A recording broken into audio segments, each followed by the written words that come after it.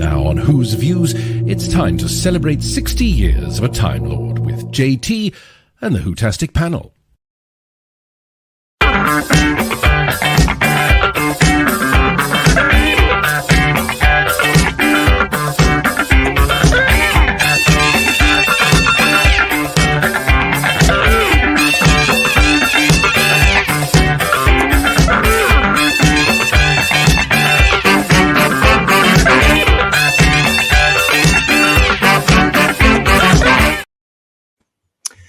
Hello, welcome to Whose Views and another in our episodes where we are celebrating 60 years. Yes, the diamond anniversary of our favourite Time Lord.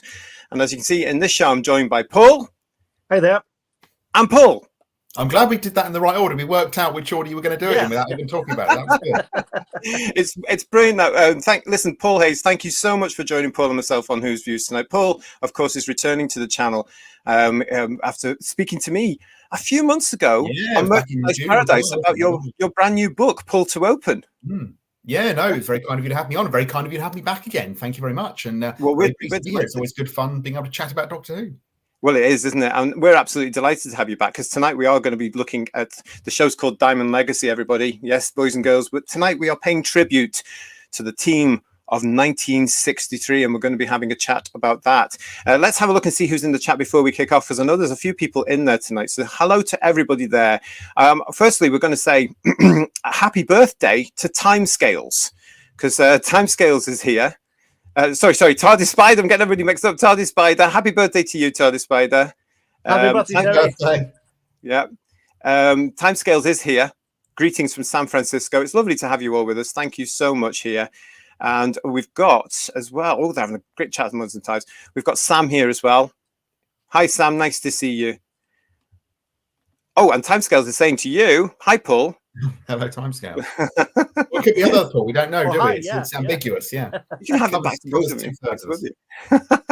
So listen, yes, keep your chats coming as we go through the show. You're all very welcome. It's lovely to see you. So yes, gentlemen, 60 years of our favourite show. Who'd have thought that this time 60 years ago, a lot of people were running around the BBC beginning to panic. I am sure. What do you make of that? Yeah, well, at this point, 60 years ago, they only had 13 that they were guaranteed to have. They didn't get. They got another 13 guaranteed the day before, on the 22nd of November. So they were up to 6 months already by the time they started. But at this point, they'd only just been saved from being made to stop after 4. Donald Baverstock had his little wobble where he thought that the cost was sort of spiraling and running away, and he'd sort of suggested they stop after 4. But luckily, he then went off on holiday for 3 weeks, and Joanna Spicer and Donald Wilson and Verity Lambert sorted everything out. So they got the 13 by this point, but they weren't guaranteed anything more than that by this point, 60 years ago. It's amazing, isn't it? Because, I mean, where to start with this, really? Because this is a huge legacy, hence why the show's called Diamond Legacy. There's a lot of interpretation around this, the origins of our favorite telly show here, let's put it that way. But there is an awful lot of players, and when you look at the cast list of players in the origins of our show, it's incredible. It really is. But everybody goes to everybody thinks of Verity and Sydney first, weren't we? So I think we should maybe start with Sydney, really, because this man had come over from Canada, had worked for ITV Network for quite a while, then made his way to the BBC. And it's fair to say he started ruffling some feathers, isn't it? Oh, definitely, yes. He was a bit of a whirlwind at the BBC, wasn't he? He wanted to change everything and make it more like ABC, wasn't it, or ITV kind of thing, to make it work and be more kind of commercially interesting to people, not stuffy old books like let's do some Dickens or something. He wanted to do something really modern, didn't he? Yeah, although he does, I mean, he kind of rewrote that a bit in his own memory. Like when you see him interviewed later on, he talks about how they wanted us to come up. They wanted the drama department to come up with a new serial to go on Saturday nights at 5:15. And he used to say in interviews and things, they would be running Dickens adaptation, classic serials. And that was actually wrong. He was misremembering that. They hadn't run any classic serials there for years and years and years, if they ever did. They were classic serials. He was sort of conflating two things in his mind. The fact that he hated the classic serials. He always wanted. I interviewed once a lady called Betty Willingale, who was a quite well-known television producer later on. And she was working in the script department at the time, and she remembered how Sidney Newman's final day at the BBC, he went around shaking everyone in the department by the hand, and he told her his big regret was he hadn't been able to get rid of the classic serial, but it was always on Sundays. And later on, he kind of conflated those two things in his mind, the beginning of Doctor Who and not liking the classic serial. And in his head, he misremembered that Doctor Who replaced the classic serial on Saturdays, which it never did. The classic serial carried on as it always had on Sundays. Yeah. Saturdays at that time had always been a kind of ragtag bag of different things. There'd always been a sort of, for the past, getting on for 10 years, really, more than that, there'd always been children's programming in that slot. And there'd been things like Whirligig, and there'd been the Lone Ranger, lots of Western serials used to go there, but lots of kind of one-off BBC-made serials as well. And sometimes they would sort of continue. There was quite a popular series about a pilot called Gary Halliday, and they did several of those in the Saturday slot, but it never all ran as one long series. It was like one serial, and then a few months later there'd be another serial, and so they were always like occasional ones like that. There was never... This was the first time they tried to do one kind of long-running series that would stay in that slot for a long period of time. I mean, it was. We forget that on many, many levels, Doctor Who was groundbreaking, and you've just illustrated it there. This was very ambitious for the BBC at that point. Yeah, they wanted to do. It was the first time they'd ever. They set out with the plan of doing 50, right from the very earliest stages of when they have the first brainstorming meetings of what they're going to do, what they could possibly do for this sci-fi series. They knew from pretty much Sidney Newman thought they should do a sci-fi series. What that would be, obviously took a little while to coalesce and form. But right from the very beginning, when they're having the first brainstorming meetings about what it should be, it's being planned as a 52-week run. Obviously, as I've mentioned, it was a while before they were kind of guaranteed that amount. It only got sort of commissioned in chunks, but they were always working to a plan of 52. But that was certainly very unusual for time. I mean, there were ongoing shows. Obviously, ITV had been running their twice weekly soap operas, Coronation Street, Emergency Ward 10, for a few years by then. The BBC had been running their own soap opera, Compact, twice a week since the beginning of 62. So there were long-running shows, but certainly for a children's sci-fi serial, there'd never been anything that had been planned to run for 52 weeks like Doctor Who was planned to. It's a hell of a long run for a show, isn't it? I mean, looking back on it, I think for the actors involved, like Hartnell and William Russell, Callan Ford, etc., it must have been a hell of a kind of treadmill of work, because it's even for a young actor like David Tennant doing this run, it'd be incredible, don't you think? Well, that's why they built in those holidays, isn't it? That's why there's certain episodes, like there's a couple of episodes in The Reign of Terror where Ian's only on film, and in The Aztecs there's a couple of episodes where Susan's only on film because they pre-filmed that in advance, and so those actors could have a couple of weeks off. I think Hartnell has a couple of weeks off in Keys of Marinus, doesn't he? I think. Yes. There were holidays built in for all of the regular cast, so they would get breaks. They wouldn't be solidly working flat out like that all the time. I mean, it's an amazing... I mean, you said at the top of the show there, by this point, they knew they were going to be running longer. So in a sense, that's relaxing for them. I have to say as well, Paul Murray, what you were just saying about the actors, they must have gone, phew. Yeah. The rent's paid. It didn't quite run to 52 weeks, did it? Because they made it slightly shorter, didn't they? It was a 52-week. They did do the 52-week kind of block. Yeah. The last 10 weeks of that, they held over to the start of season 2, which ended up being 9 because they combined two of them together with Planet of Giants. But so they and in that case, they could have a proper holiday for the actors in between seasons, couldn't they? Yeah, so they got. I think it ended up being a 7-week gap between seasons 1 and 2, so not much of one compared to now. But they did that. They got to 52, and then they had that party in TV Centre. We see those famous photos from where they're all posing with Verity and with the drinks and everything. That's from when they finished the first year. Yeah, I mean, it was a hell of a schedule. And actually, now you've brought that up, I've got those. Look at these. Here's our beautiful first cast. Oh, lovely. Yeah. I've not seen this one, 64, marking 1 year of the run and also celebrating the sale to CBC in Canada. Gosh, they got the sales that quickly. Yeah, I think Canada started, I think, in January 65. I think New Zealand might have been the first. I think New Zealand started sometime in 64. I'm pretty sure New Zealand, I'm not an expert on the foreign sales, but I'm pretty sure New Zealand was the very first country to show it. Although it must have been sold to Canada or Australia first, because basically the sort of complicated way these things worked, they couldn't really afford to sell it to small Commonwealth countries unless they'd sold it to a big one like Canada or Australia, because that paid most of the fees for the overseas sales. So say if there was a show that Canada or Australia didn't want to buy, but New Zealand did, they usually wouldn't be able to sell it to New Zealand because the sales to places like Canada and Australia paid for the sales to smaller countries. Yeah, fair enough. We've got some questions. Well, we've got a question from Pete Harrington here. Hi, Pete. How are you doing, Lar? Did Sydney produce Pathfinders? And he thinks it was it was ITV, wasn't it? He did, yeah. It was first one was called Target Luna. That doesn't exist.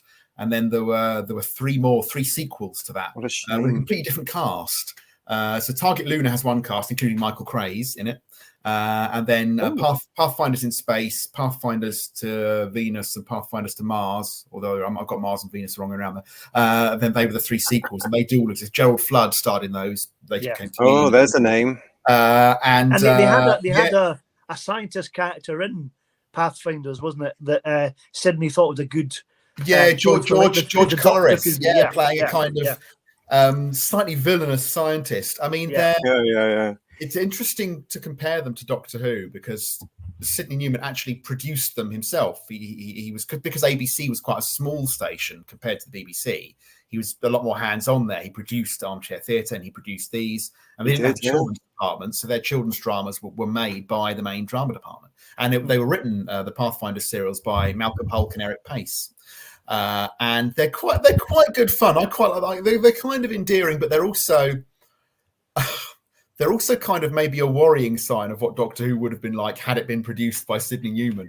I mean, the interesting thing is because they fit a lot of the template of what he wanted for Doctor Who. There are no kind of bug-eyed monsters. There's no antagonists. There are no villains in the Pathfinder serials. It's all about sort of collaboration in space. I mean, George Coloris's character, the Professor, he's kind of an antagonist, but he's not really evil or villain in that way. He's and there's no kind of villainous alien creatures. There's some prehistoric monsters in the last one, but there's no kind of intelligent villainous aliens. It's all about collaboration in space, and there are child characters in it, which is obviously something Newman wanted for Doctor Who. That famous note he wrote on the format for the troubleshooters that C. Weber came up with, needs a kid to get in trouble and make mistakes. Yeah.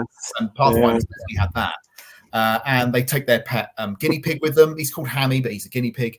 And they have like a tea set and things.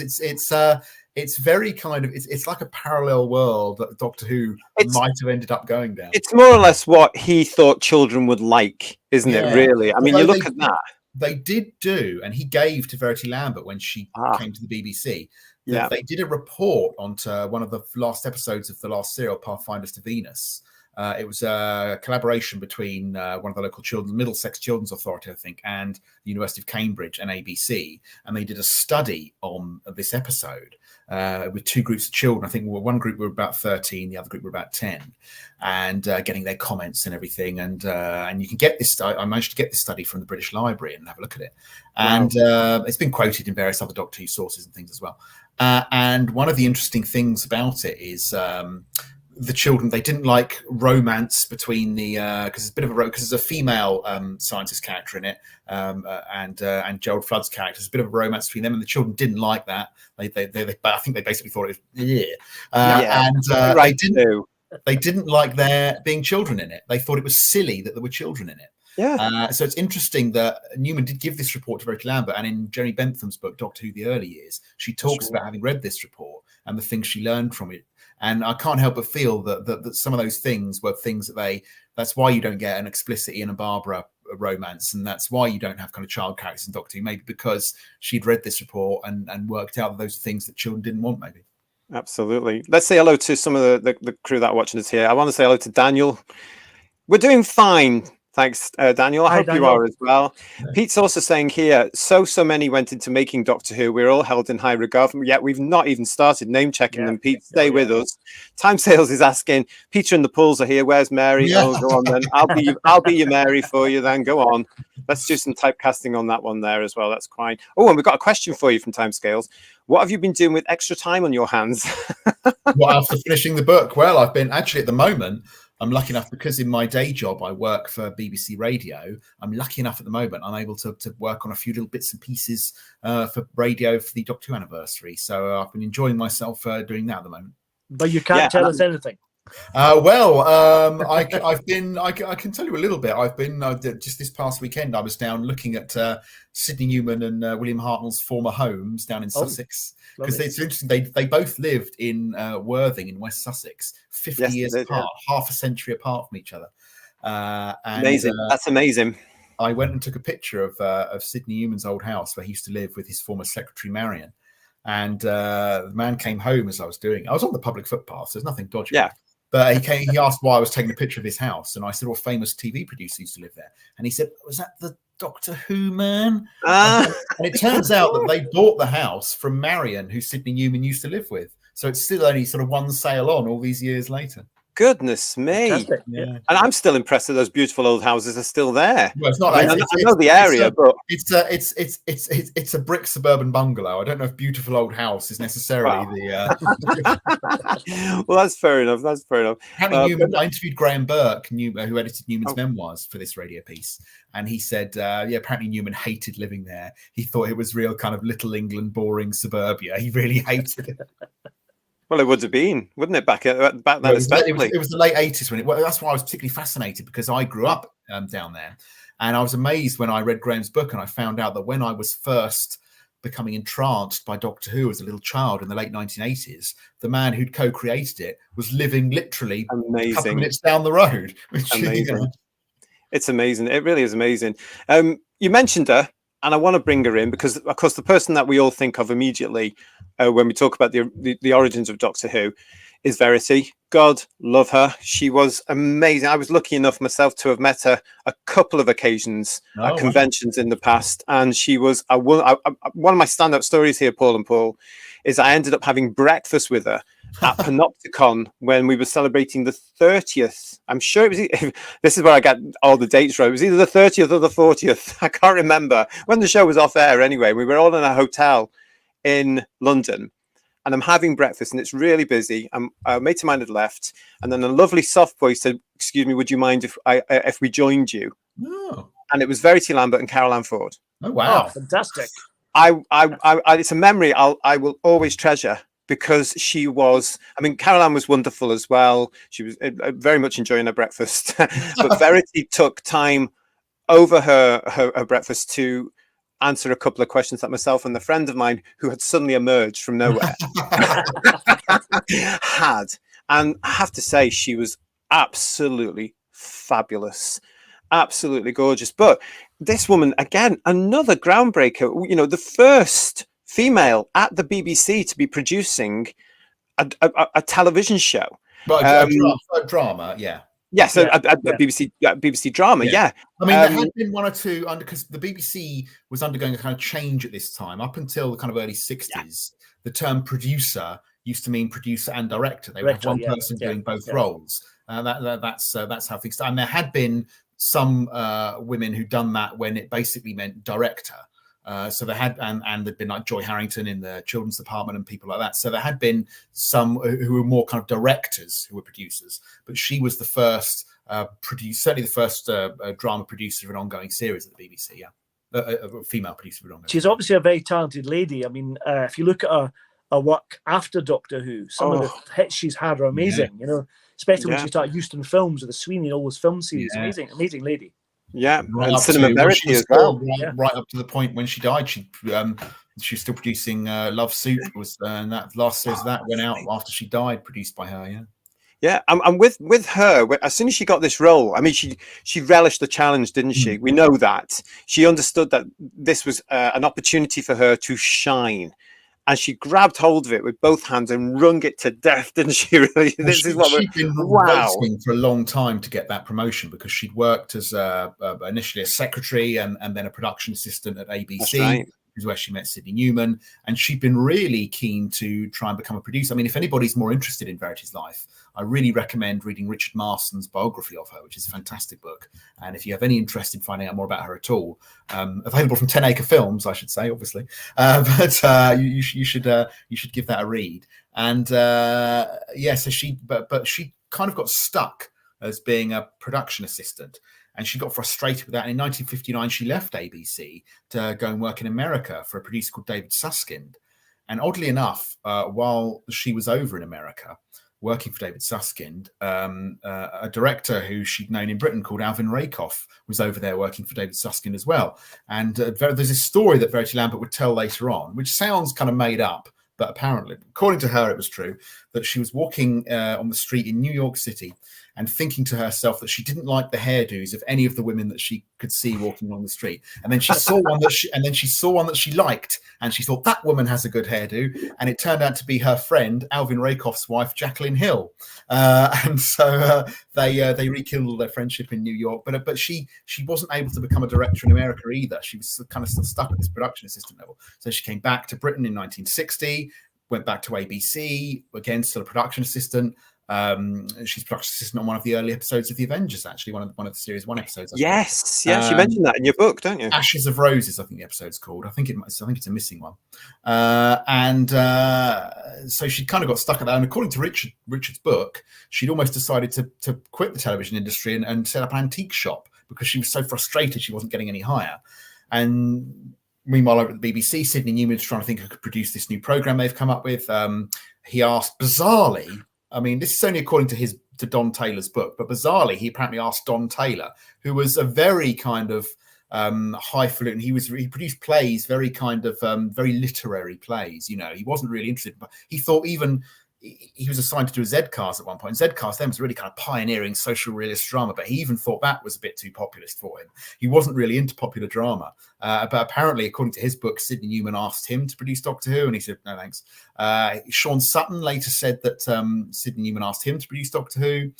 Richard Bates, who was story editor on The Avengers, told a story later on that's in Richard Marston's book that Sidney Newman had phoned him up and asked him to come to the BBC and be a producer on this series. And apparently Richard Bates turned him down. And Richard Bates, I mean, this is almost certainly a made-up story, I would say, because it sounds too good to be true. Richard Bates claimed that when he'd been on the phone to Newman at ABC and turned down the offer to come to the BBC, he put the phone down, and Richard Bates said that he then heard the phone ringing in the next door office, which was where Verity Lambert was working. Oh, my Lord. That sounds a bit too neat to me. I'm not sure how much I believe that one, but that's the story. I hope that's Richard true. It's a Bates wonderful did. story if it was. Yeah, fantastic. That is a great. I hope that's true as well. But and listen, you know what I'm going to say now, everybody. If you want to know more about Richard's book, go to the Merchandise Paradise playlist. Not right now, here on Who's Views, because I interviewed Richard about his Verity book and his Biddy Baxter book from Blue Peter a few months ago as well. So go and have a look at that, because it's another great interview.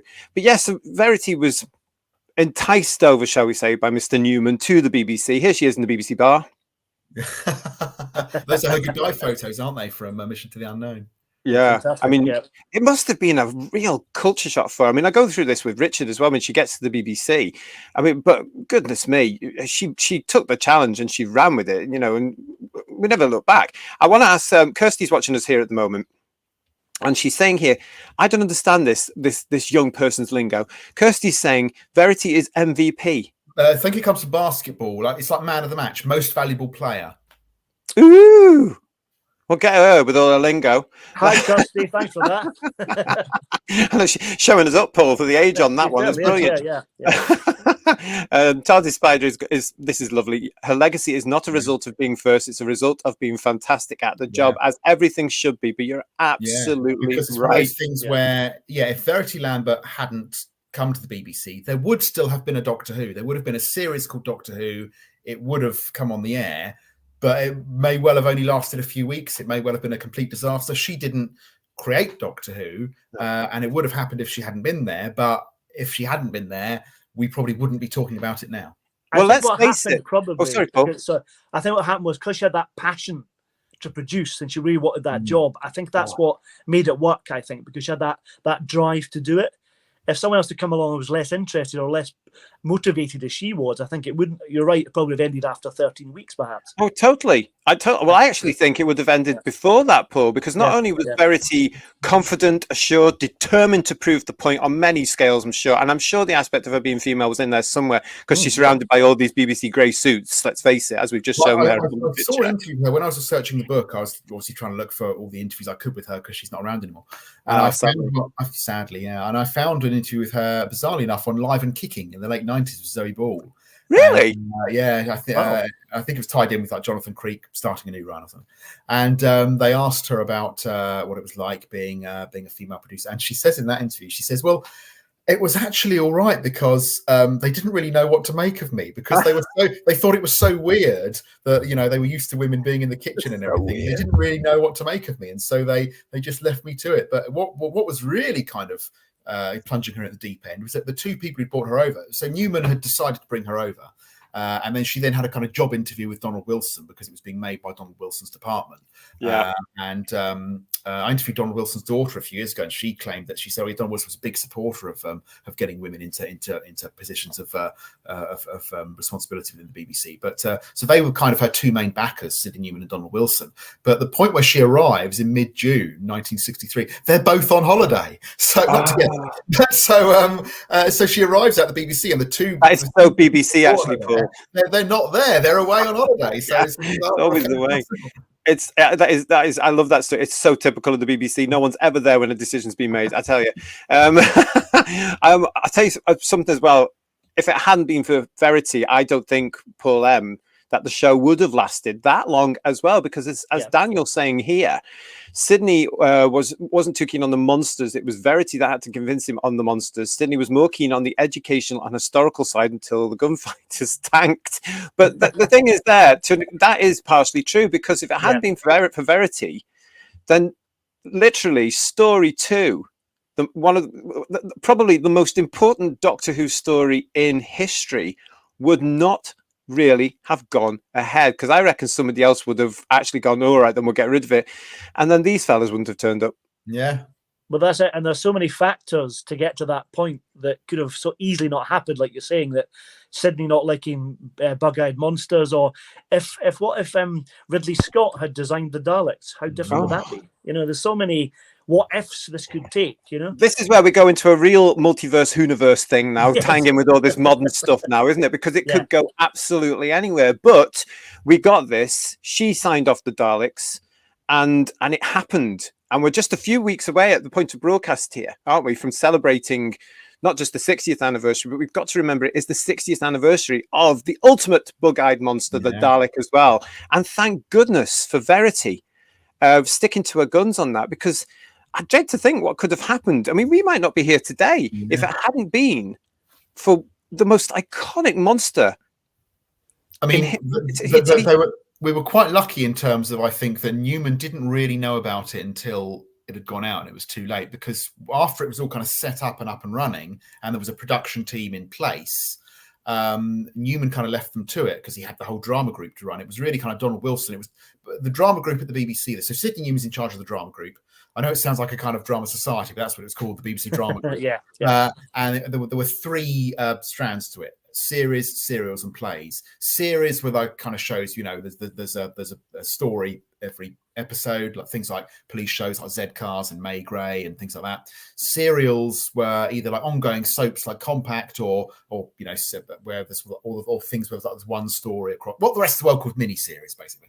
And then plays were one-offs, and Doctor Who was being made by the serials department in the drama group, and Donald Wilson was the head of that. So once it was up and running, it was kind of Donald Wilson's responsibility, and he co-created the show, so he may even have named it. But we'll come to that later on, I'm sure. But so it was Donald Wilson was kind of what we call the executive producer these days. It was Newman was running the whole drama group, and Wilson was kind of responsible for his bits, which was Doctor Who. So Newman wasn't really kind of aware of the granular details of storylines and design and things. So there we are, Donald with his famous pipe. And Donald Wilson it wasn't that he didn't like the Daleks as a kind of concept. It wasn't really that issue that bothered him. He just thought the script was rubbish. He just thought Terry Nation had written a really rubbish script. Goodness me, so really?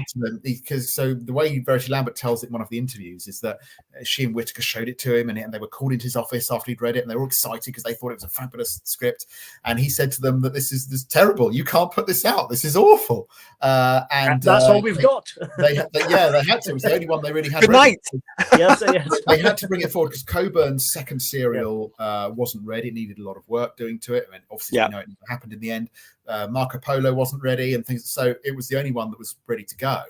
But Verity Lambert did also used to say as well that after it become this great success, whereas Newman was kind of unhappy with her, when Newman saw it, was like, my God, what have you done? When it became a success, Wilson, she would say later on, said to her, well, you clearly know much more about this than I do. I'm going to leave you to it in the future.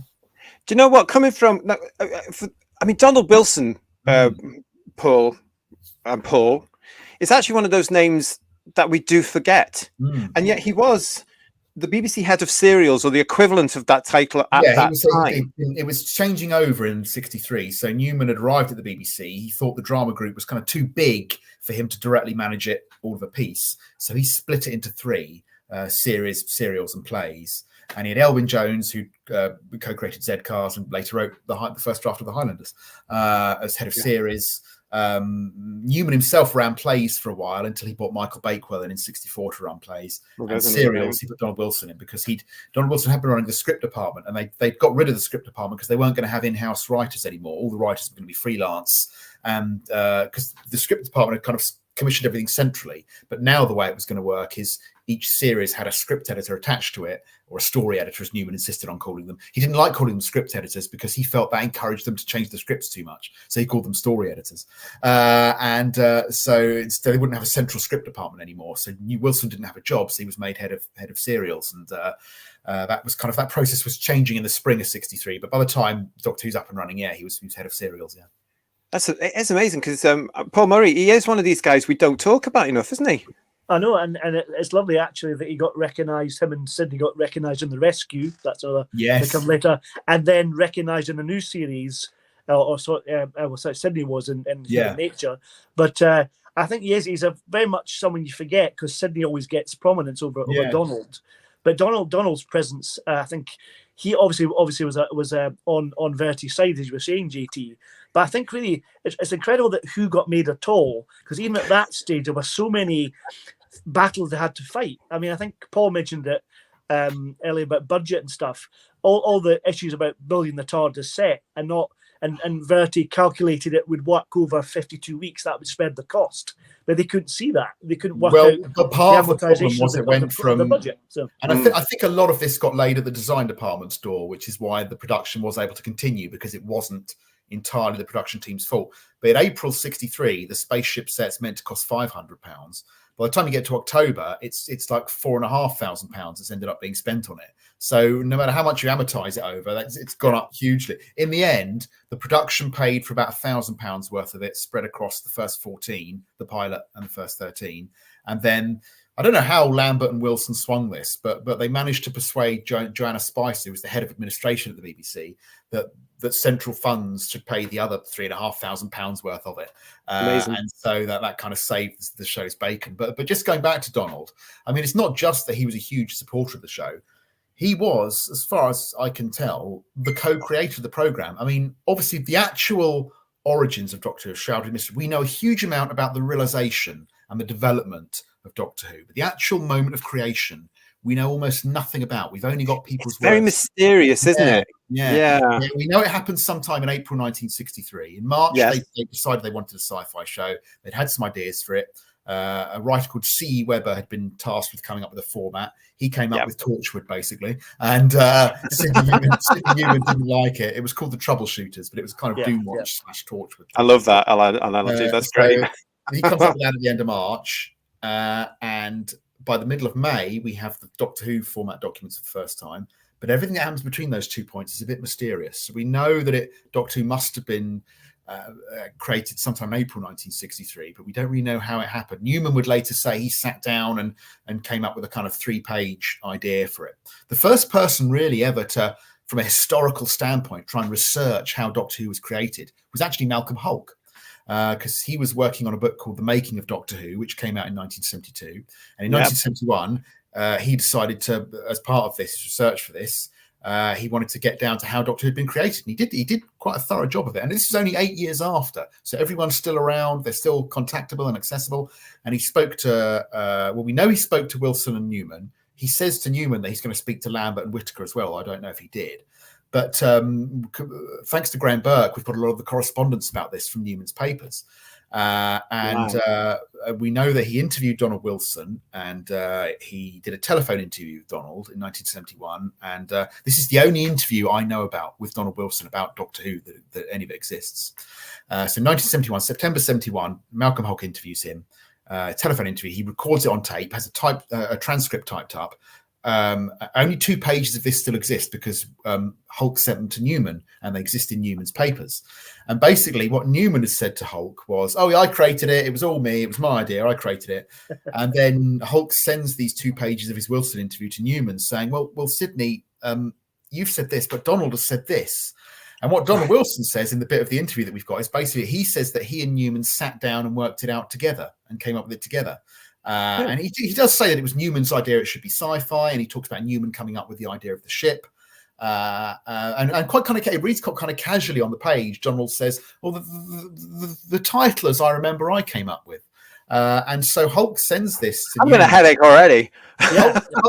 Basically, Newman says it's all him. Wilson says they came up with it together. And Hulk sends this interview to Newman. And we expect Newman. I was surprised when I read the letter that Newman sent back to Malcolm Hulk, because we sort of think of Newman being very protective of his status as the creator. You know, we all know those stories about him being furious with Trivial Pursuit in the 80s because they said that Terry Nation was the creator of Doctor Who, and trying to have his name put in the credits and all that.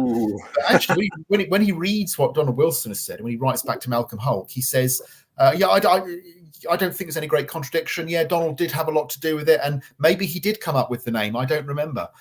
So he's kind of quite magnanimous about that, and does kind of accept that.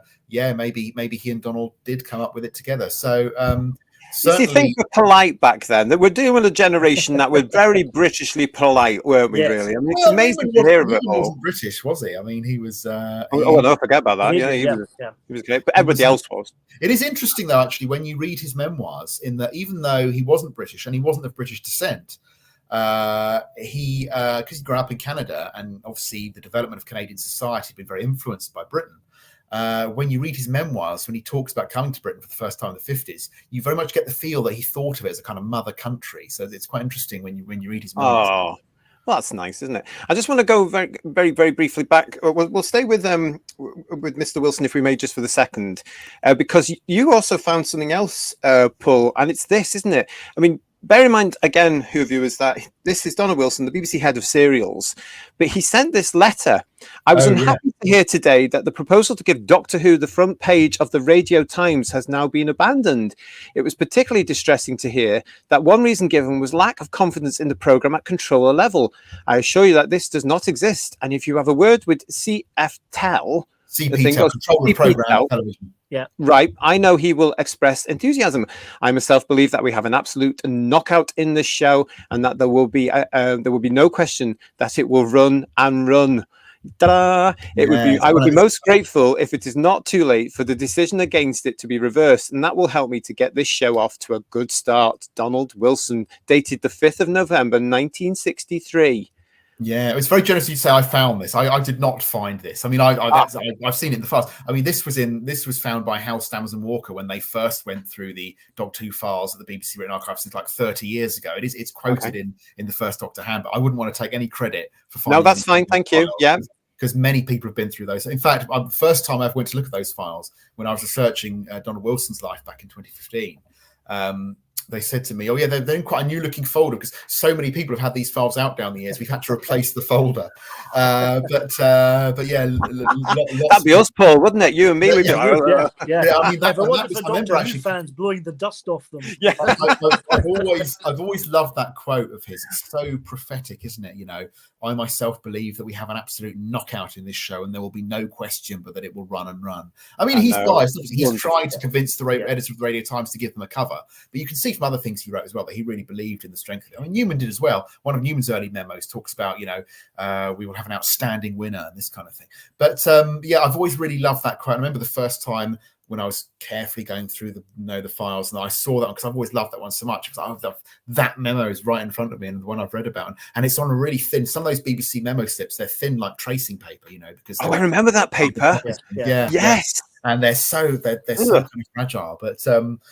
Is it like a carbon copy of? Yeah. Because that is, if you look at it again, that's Newman's copy. Because if you go back to it, you can see that it's his name, H.D.G. Tell, head of Drama Group Television, and you can see it's got the stamp where it went to his office on the 7th. And he's copied Verity into that as well. And it would have all been sent by the traditional brown envelopes around the offices, wouldn't it? With that kind of thing. With the post boys, Internal mail, fantastic. Well, we all know we didn't get the first and we also have to bear in mind that the weekend it was broadcast, historical weekend. I mean, nobody saw that coming. No, they didn't put that on the front of the Radio Times. They didn't know that was happening. No, but I mean, goodness me. But what we did get is what we certainly got through the 70s and 80s was this.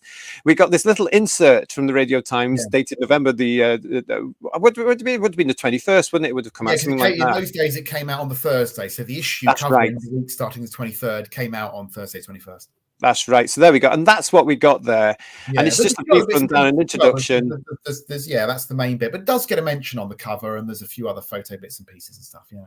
And since, of course, fans have been creating all sorts of wonderful covers, and one I found was this. So now you can actually look and say that's what it could have been like. That was actually the Radio Times 10 years ago for 50th. The Radio Times, they made that one themselves as a kind of apology to the show. Yeah, like, this is what it could have looked like. Yeah. This is what you could have won. They had Penny Thorne in the end. Like I was saying, I think the BBC, we wanted this to continue, obviously, but it's kind of, there's so many factors that were against Doctor Who, and notwithstanding the assassination of Kennedy, which is really unfortunate for Kennedy, I know, but it's it's really unfortunate for the show that something dramatic other side of the world happened and swamped television coverage, because I mean, although people say that, but of course, I think it's quite famously well known now that on the night, the BBC actually went back to scheduled programming for a while. They had Here's Harry with Harry Worth and Dr. Finley's Casebook, and they showed the Benjamin Britten 50th birthday program that they had scheduled. And the next day, the schedule's mostly the same. Wells Fargo comes out the schedule, and a Kennedy program goes in later. Grandstand's half an hour shorter because there's a Kennedy program at the start of that. But it's Grandstand was on even then, Paul. I suppose what they didn't do when things like that happen nowadays, they have like 4-hour programs. Rolling news, which they just run to do really. Although I was amazed that I was lucky enough to get to see the news program that does exist from the Friday night, the 22nd. And I was really surprised that in the late news from 11:30 on the 22nd, they've got a photo of Oswald. They call him Oswald Lee Oswald, obviously huge around at the time. And they have the photo. They have the swearing in photo. This is on the Friday night, hours after it happened. They've got the swearing in photo as well. So I was amazed at how quickly that had all come over that night. Not bad for the 60s. I've got Kirsty here. She was asking here, what were the exact viewing numbers from the first episode? Well, the first number in the United Kingdom, obviously at the point, An Earthly Child was broadcast on, as we know, at 5:16 p.m. on Saturday, the 23rd of November, 1963. It got 4.4 million. The Cave of Skulls, which is episode 2, got 5.9. Episode 3, The Forest of Fear, got 6.9. And episode 4, The Firemaker, got 6.4. So actually, not bad at all for 5:15 on a Saturday night. So I imagine through these 4 episodes, as people are getting over the shock of what's going on in the world, various people are starting to take notice. But of course, as we mentioned before, it was the second story that was going to bring in the over 10 million. You know, but even with that, though, I think the ratings for the Daleks go up very, very slowly, but then they do peak. So it takes word gets around, doesn't it? There's a bit of a leap, I think, between 2 and 3. There is a bit of a hike, I think. But what I was really fascinated by when the Radio Times early this year on their website published sections from Waris Hussein's diaries was the bit where Waris talks about coming back from his holiday in Russia just before Christmas. So after the first serial's gone out, but before the Daleks have gone out. And in that diary entry, he talks about, Doctor Who's a great success, and then this is just after the first serial is coming to an end, where Hussein is coming back from Russia and writing about what a great success it's been. And Junior Points of View in December, before the Daleks comes on, they had a poll, must have been a postal poll, send in postcards or whatever, about what the children's favourite BBC programmes were. And Doctor Who in early December, after only about 2 or 3 episodes, it comes in at number 2 behind Z-Cars. Well, that's amazing. It's absolutely amazing. Even then, fans were phoning in. It was rigged. It was rigged by the fans. Yeah. Well, the Latin writing campaigns actually started. Well, you mentioned him, so let's bring him in here. So obviously, yes, second story, Terry Nation. There he is. God love him. He delivered this story. We've covered a wee bit about that one. Verity really was keen with it. Some others weren't, but it was handed down to another team member, another part of the legacy here. It was this chap, wasn't it? Mr. Raymond Cusick. And without him, being pushed onto the job, what? Oh gosh, what would have happened? I don't know what would have happened. I do always feel that in the same way that I think sometimes, not saying everyone does this, but in the same way that occasionally people try and completely dismiss Ron Grainer's contribution and put it all on Delia, sometimes people do try and completely dismiss Terry Nation's contribution and put it all on Ray. And in fairness to Terry Nation, he does make it clear in the script that he does not want a human-looking monster. He does make it clear that it shouldn't just be a man in a suit or robot costume or whatever. That it should have like a circular base and strange weapons and things. So obviously, absolutely, it's the genius of Ray Cusick, assisted by Jeremy Davis. I don't know how true this story is, Paul, but I remember reading somewhere that Mervyn Pilnfield thought about having a man in a suit with like silver tubes on his arms and legs and stuff like that. Yeah, I don't know if that's actually true or not, but it's a laughable story. That story. Cusick tells it, certainly in his Mythmakers interview, he tells that story, that Mervyn Pinfield has said to him they should put one cardboard tube around the body and cardboard tubes around the arms and legs and have it as a robot costume. But that's all that warning. That's completely not what's in Nation's. Yes, the Lost in Space effect. Yeah.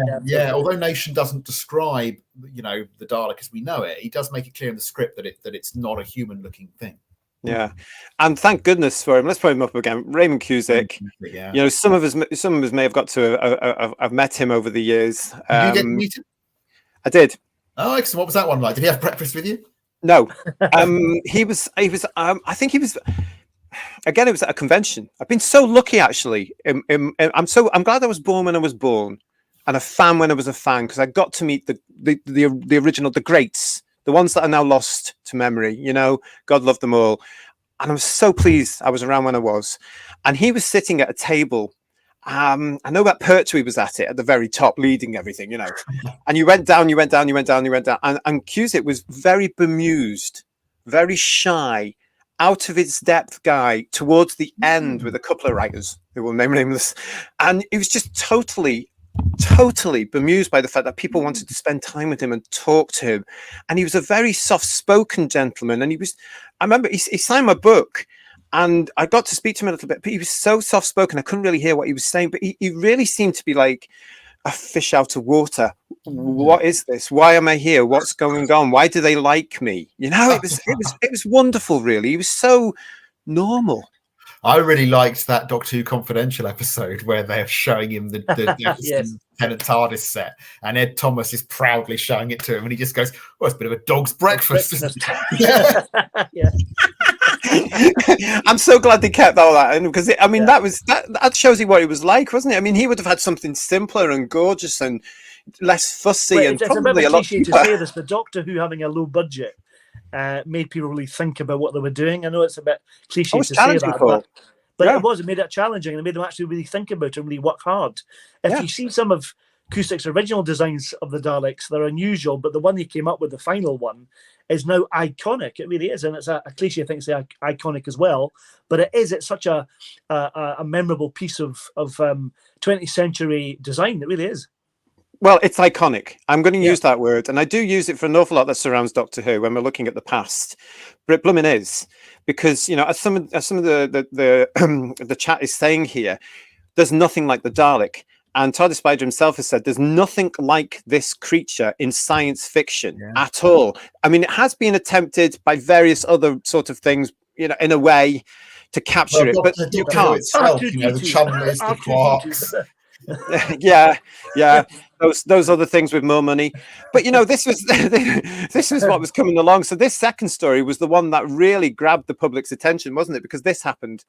Yes. And talk about iconic, and talk about the ultimate cliffhanger. This is what got the United Kingdom talking and children buzzing. And if any young children had missed The Dead Planet, aired on the 21st of December 1963, then they were certainly there in the coming weeks, because word started to get around. And before Kirsty asks, The Dead Planet, number 1, 21st of December 63, 6.9 million. Episode 2, 6.4. Then it goes to episode 3, 8.9. Episode 4, 9.9. Yeah. Episode 5, The Expedition, 9.9. Episode 6, 10.4. And episode 7, The Rescue, 10.4. And again, all at 5:15 on a Saturday afternoon. Well, it's amazing. I mean, there's so many different factors. I mean, the Daleks just being brilliant. I mean, that combination of the design, the characterization, the voice. We shouldn't forget Peter Hawkins and David Graham doing the voices. And unusual voices as well, Paul. Yeah. Nothing like that had ever been heard, you know. Well, Brian Hodgson he'd done a radio play called Sword from the Stars, and there had to be a robot in that, a butler called the Jones robot, and he'd done this kind of ring modulator effect for that. So he remembered that when he was tasked with doing this for Doctor Who. And he'd used his own voice for the Jones robot because he had been an actor. But he thought, you know, we need a proper actor for doing this one. So they got Peter Hawkins and they got Peter Hawkins. I think there may have been an influence, maybe subconsciously, of Faber XL5. The robot in that is very Dalek-like. So I don't know if that was possibly an influence as well. But probably using similar sort of kit as well. Possibly. But again, it was very groundbreaking because, you know, this really did.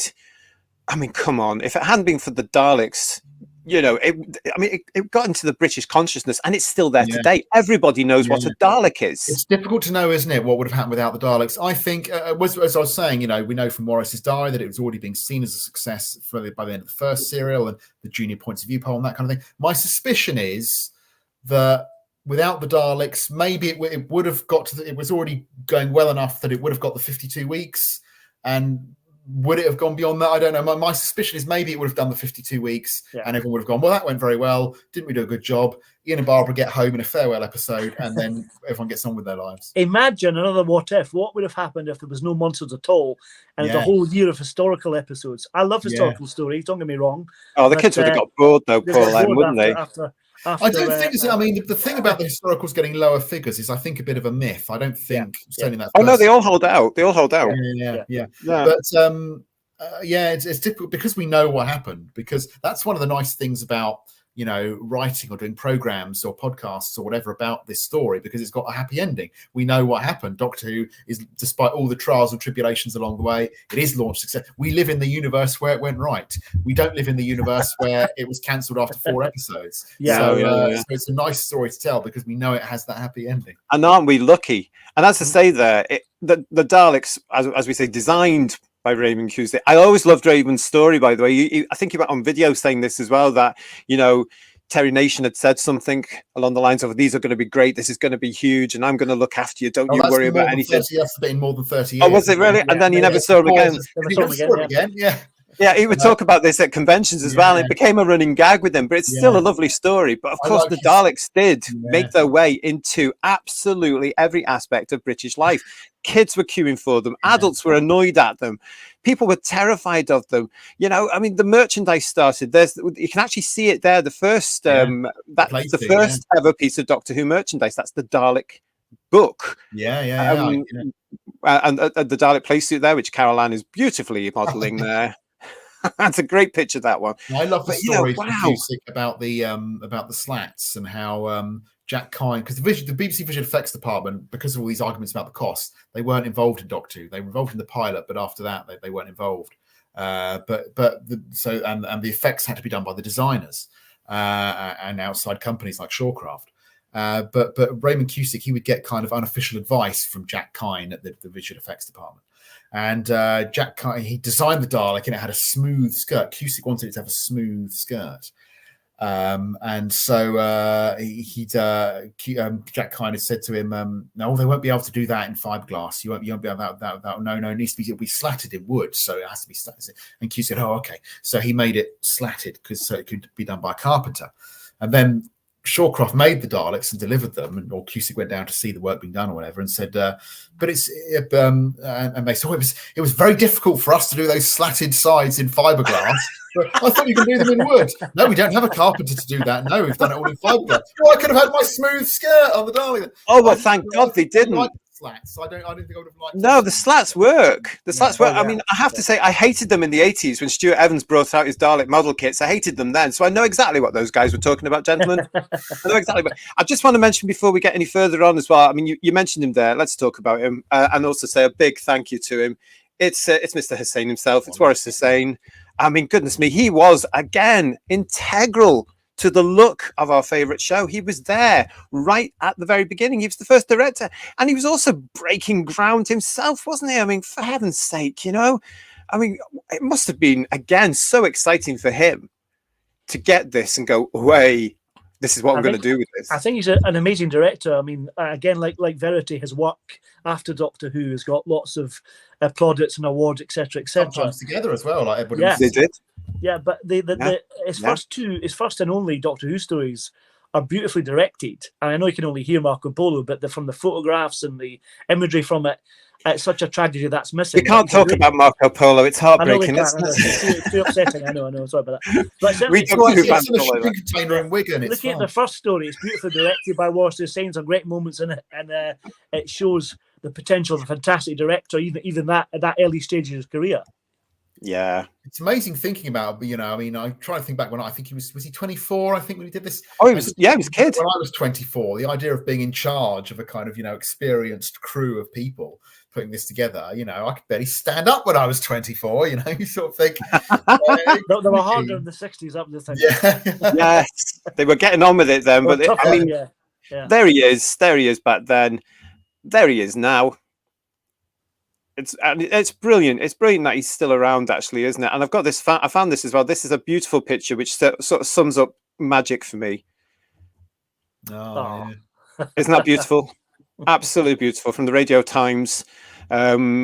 I mean, because they were good friends. We're led to believe they were really good friends. He's often said as well that because they were both new, they were both starting more or less on day one, because they had certain challenges around them as well, living in the time they were in. They bonded. I mean, you said there, Paul H., that of course they worked together later on. I love this photograph. I think this is absolutely magical. Oh, it's beautiful, yeah. Yeah, it's wonderful. Yeah, and there's a nice one in Richard's book that we mentioned as well, of the two of them on a holiday together in the 70s. Yes. And it's I mean, he sometimes, I think Warris himself does this. He sometimes gives the impression he was less experienced than he was. I mean, he gives the impression that he'd only done Compact, but actually he'd done a Sunday night play already by the time he was on Doctor Who, and he'd done an episode of what's it called? Think Caroline Forbes in Man Abides, Suspense, that's it, which was an anthology series, and he'd done an episode of the what's it called, Moon, there's another anthology series, Moonstrike, which was all set in occupied Europe during the Second World War. So he'd done a reasonable amount by the time he comes to Doctor Who. You kind of sometimes you get the impression from the interviews he does that he'd only done Compact, but he'd done a fair amount of stuff, but obviously he wasn't yet a kind of hugely established name. I saw an interview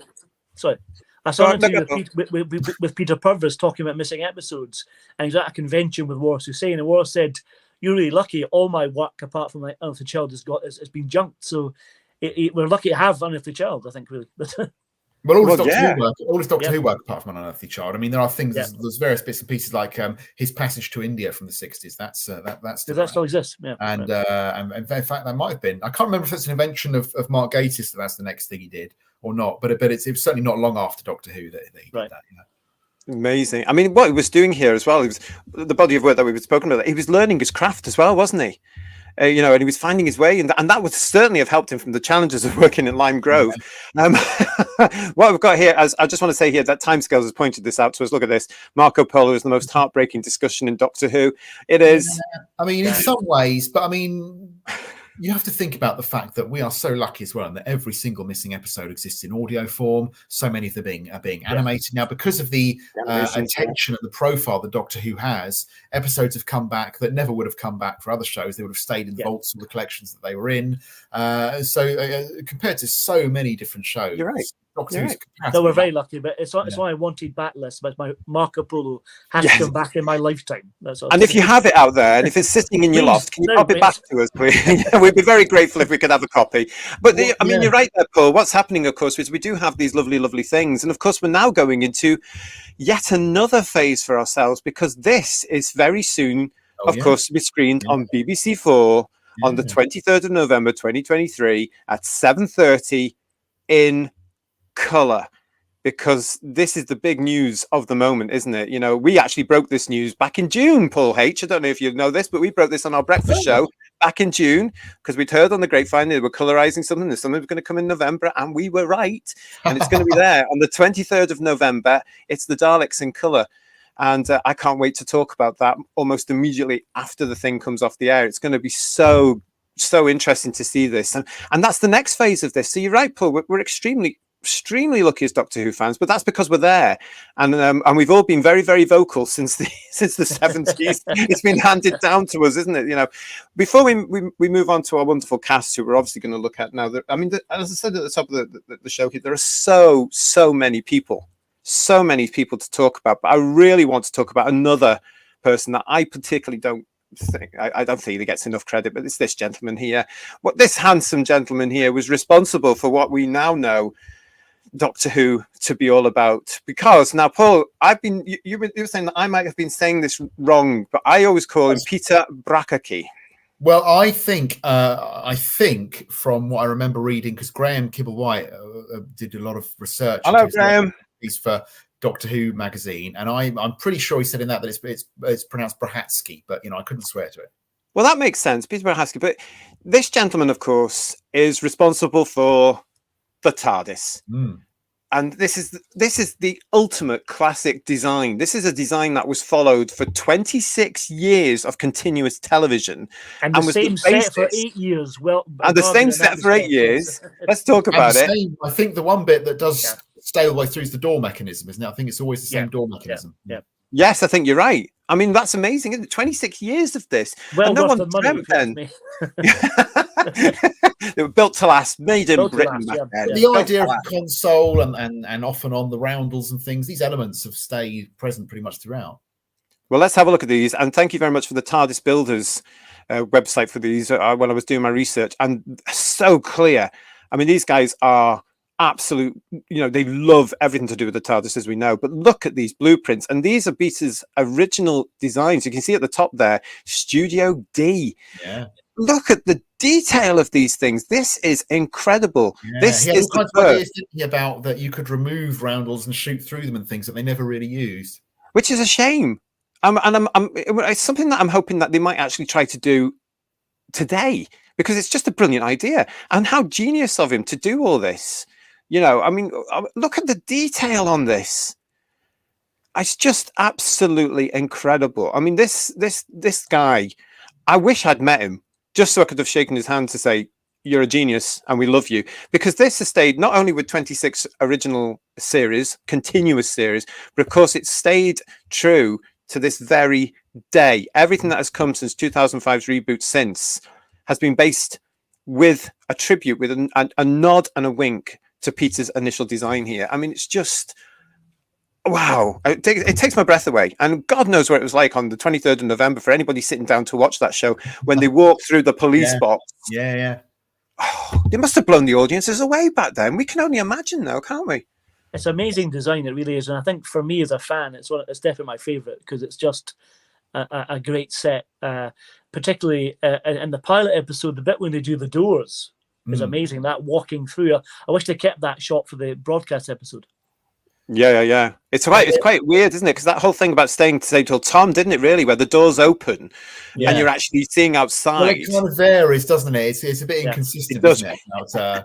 But you don't need to be consistent in these things. I mean, I love the way with that like so many things in those days, they didn't really understand or know or care that you can't do a show traveling through space and time in a multi-camera studio in Studio D at Lime Grove. Because I mean, we talk about the budget and the effects and things like that, but we kind of forget a bit now, don't we? The Doctor Who was not wildly out of kilter with everything that's being made. Of course, shows that were being made on film looked a lot slicker, but most television British people saw was multi-camera VT made to a pretty similar. I mean, for instance, if you watch, say, early 60s Avengers, the production standards of that are not wildly out of kilter with the production standards of the Doctor Who. So I think it was only maybe later on, maybe into the 70s and certainly into the 80s when it started to look out of kilter with the rest of television. But I don't think at this point, 1963, people would have thought it looked kind of particularly cheaper than everything else that's being done. Oh, totally not. No. I mean, when you watch those initial 4 episodes now, it gleams. It absolutely gleams, and I'm still. We're going to be reviewing it shortly, so I've been watching the first 4 episodes again recently with the notes. I'm still stunned by that first episode when the TARDIS set is introduced, and even now I just go, oh, it's beautiful, it's gorgeous. I wish I'd seen it. I've got this picture here to show you guys as well, because of course this was designed by Peter, as we've discussed. And then it was sent out to Shawcraft, who are a famous name as well, but we have to include them in this Diamond Legacy show because they were so important. And they made the Daleks as well, of course. A lot of the bits and pieces from the early years, because, as we say, the visual effects department weren't working on Doctor Who. A lot of that kind of work, model work and things, was all contracted out to companies like Shawcraft. And we have to thank them, so we will. Yeah. Look at this. Fantastic. I mean, there it is, being built. Yeah, they remade the panels. I think for the pilot, the visual effects department had made the panels, and then for the remount, I think Shawcraft refurnished the console. And I may have got that the wrong way around, but certainly visual effects made one lot of panels for it, and then Shawcraft made another one, or vice versa. But they're different in the pilot to the TX version. I have to thank Clayton Hickman. Oh yeah. Because he is mine and a source of loads of incredible stuff. And I tried to match this up, gentlemen, as best I could. I couldn't really, but nearly. Oh, there we go. The two kind of dials that Matt Smith randomly kind of grabs in Adventure in Space and Time. I mean, it's just stunning. I mean, even today, I mean, it's so familiar, isn't it? I mean, what a design. Who was it in the chat? We've got a chat here. Bear with me 1 second. It was Peter. In the it's the only thing in the Gattis drama he sort of throws away as, here you go. I don't think he did. Yeah. Well, I think because obviously with anything like that, to make it an effective piece of drama, you have to sort of compress it and dramatize it and things. And it's difficult because you get, I mean, certainly Verity and Warris down the years have not spoken particularly highly of Brahatsky. But on the other hand, we do know that he was ill at the time. One of the reasons he probably would have worked on the rest of the serial if he hadn't gone into hospital. So one of the reasons, it's not as if he's thrown off the show because he's not any good. He only does the pilot because he then goes into hospital. And it wasn't his fault that he wasn't available to work on it as soon as the production. There was all sorts of arguments going on that summer of Verity insisting that the design department weren't working with them. The design department, not unreasonably, saying, "Well, we'll design you some sets when you give us some scripts." Yeah. So there was various. So I think obviously I don't think that the design there were people in the design department who weren't happy about this show. Yeah. I don't know how Brahatsky felt about it, but it wasn't as if he was sacked from it. He did go into hospital.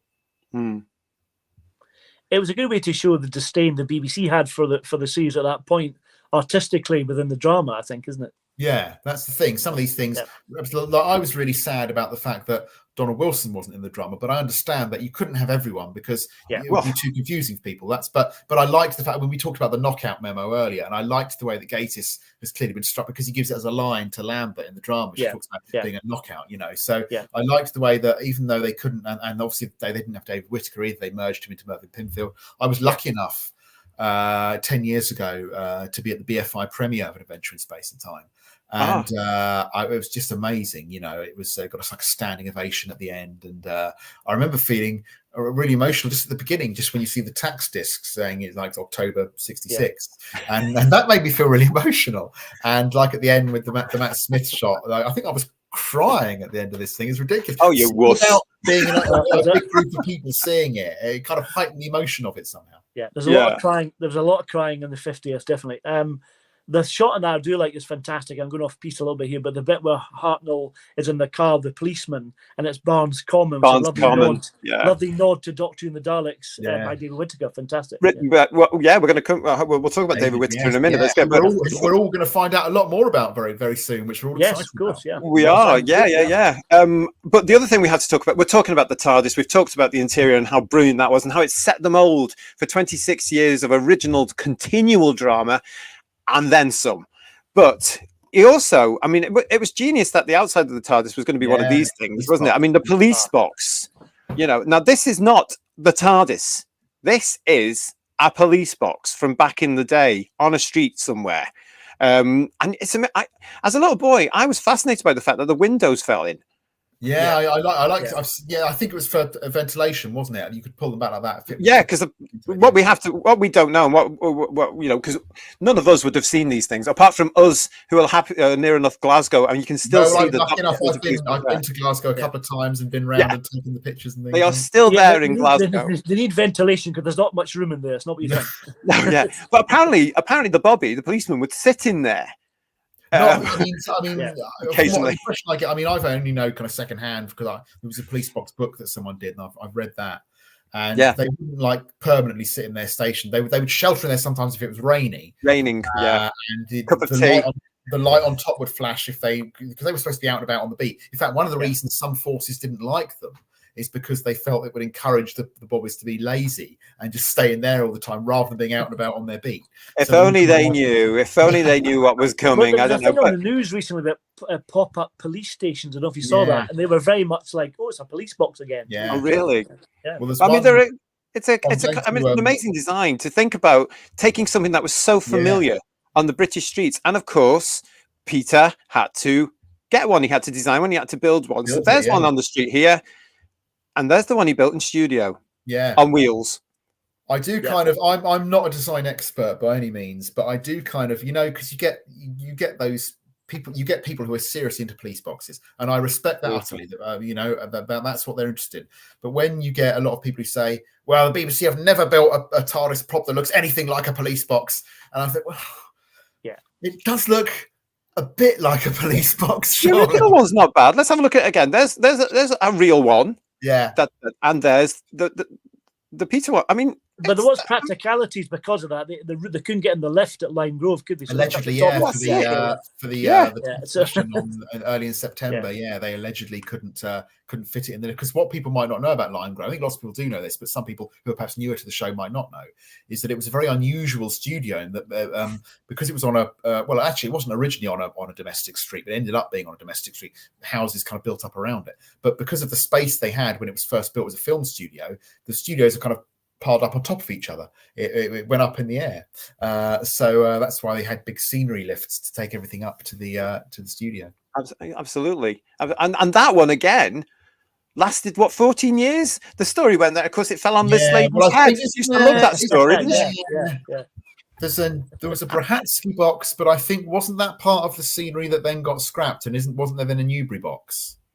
Yes, the Newbury box fell. Well, apparently the story I prefer to Lightpool is that the original one fell to bits, which I could believe. But I think the original was because the sets from the pilot, luckily, apart from the TARDIS interior, or we wouldn't have a show. They were all scrapped after the pilot. Verity Lambert had put in a request that they be held in case of a remount. But they were all junked, and I think the Brahatsky. I think I'm right in saying. Someone will correct me if I'm wrong. I think the Brahatsky box was junked after the pilot, and after that it was Barry Newbury's box. For people who don't know, Barry Newbury was the designer who then came in to do the remount of the first episode and the rest of the first serial, and many other Doctor Who's over the next 21 years. And bizarrely, Barry Newbury designed the new Tom one after it collapsed, didn't he? So in the mid 70s, because he was still he went right through to the Awakening. I think was the last one he did. Yeah. That's right. Yeah, that's right. Oh, police box crazy here on Who's Views tonight as part of Diamond Legacy. Isn't one of them clean and one of them's dirty? Isn't the Brahatsky box clean and the Newbury box in the remount is dirty? Isn't it? I think so. Yeah. Yeah. Is it? It's not the other way around. No. Okay, we will go. Okay. We don't know.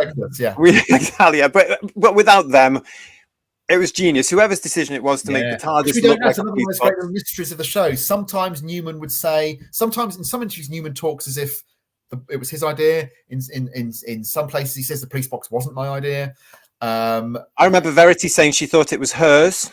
Oh, interesting. I'm not seeing. It may well. I mean, it's certainly. I can't remember if it's in the May 15th format document. It's definitely in the May 16th one. As police box, and that's about a month before she starts. It's all muddled, isn't it? It's all muddled. But we don't know. I mean, it's often attributed to Coburn, but again, we don't know. It could have been Whitaker. It could have been anyone really, but we don't know. All we know is that in there's an undated format document that we assume is from early May, and then the dated ones from May 15th and 16th. It starts appearing then in those as definitely as a police box. Yeah. Pete's saying here it would cost a lot, but if the TARDIS could just change into various designs of police box over the 20, I think it has. I think they've been doing that on and off, because if you look at it, it's ridiculous. There's been about, 10 variants on it. It's bizarre. But it's brilliant. Whoever came up with the idea is genius to keep it as a police box. I know it's a budget restriction. They couldn't make it every week something different. Well, people say that, but I don't think there's never, when you look at any of the kind of notes and the format document and stuff, there's never any kind of suggestion that it would change form. I know in the fiction of the show they say it would change form, but in the actual real world, there's never any indication that they ever really plan to do. Why would you want to? You've got an absolute ideal difference there for a spaceship. That was something they discussed maybe and never wrote down and thought actually that would be too expensive. That may well have happened, but certainly in what survives in kind of written form, there's no suggestion of that. I've always put it down to one of those brilliant happy mistakes, or one of those things that was meant to be, because here we are in the 21st century, 2023, celebrating the show's 60th year, and it's still stuck in the form of a police box. It's absolute genius. We've mentioned him a couple of times, and I want to bring him on now. This is David Whitaker, another pivotal name that a lot of us, we do tend to forget a lot of these people, and this is one of these guys that the majority of us would have missed. We didn't get to know him. We didn't get to speak to him, and it was such bad timing again, wasn't it? I mean, imagine if he was around now and the stories he'd be able to tell us. I mean, come on. Like Paul's book, which I'm very much looking forward to getting, Simon's book as well about David Whitaker sounds fantastic. There's a great documentary on the Blu-ray season 2 with Toby Haydock and Simon Gerry was on that as well, and some interesting facts about him. But his contribution to Doctor Who is massive. Now, I'm sure, Paul, you know more about this than I do. But from my take on it, his creation of helping with the script editor, developing the Daleks, the Dalek movies, the Armada paperback, then the comics, etc., and all these scripts, Power of the Daleks, Evil, etc., is a massive contribution to the series.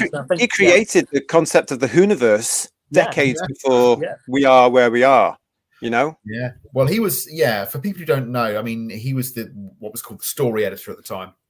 The reason Sidney Newman insisted on calling them story editors was because he felt writers should do the rewriting, and if you called them script editors, it encouraged them to rewrite the scripts too much. So Sidney Newman insisted they should always be called story editors. But when he left, the BBC went back to calling them script editors. But basically, his job was he was in charge of the fiction of Doctor Who. So Verity Lambert was in charge of the production overall, but he was in charge of finding the writers, and obviously they liaised very closely. They were the two kind of permanent members of the production team, along with Mervyn Pinfield at the start as well.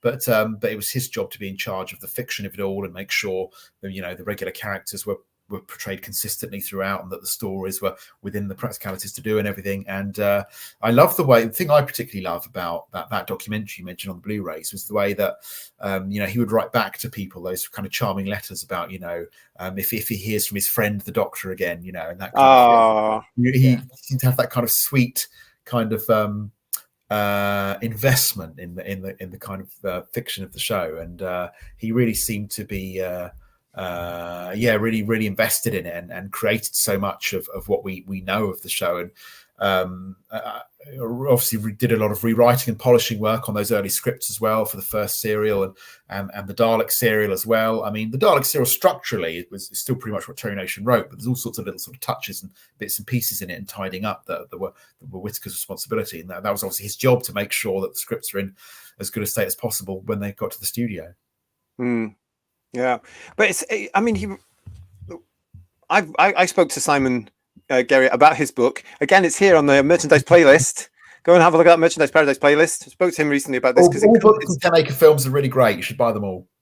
Well, absolutely, and it's all about that. Those first, Paul's book, Paul to Open. We've got Richard's book about Verity. We've got Simon's book here, all about this. This Diamond legacy that we're celebrating on this show now for the 60th anniversary. They all complement each other beautifully and brilliantly. So if you haven't seen them, go and have a look at them. Go and get them.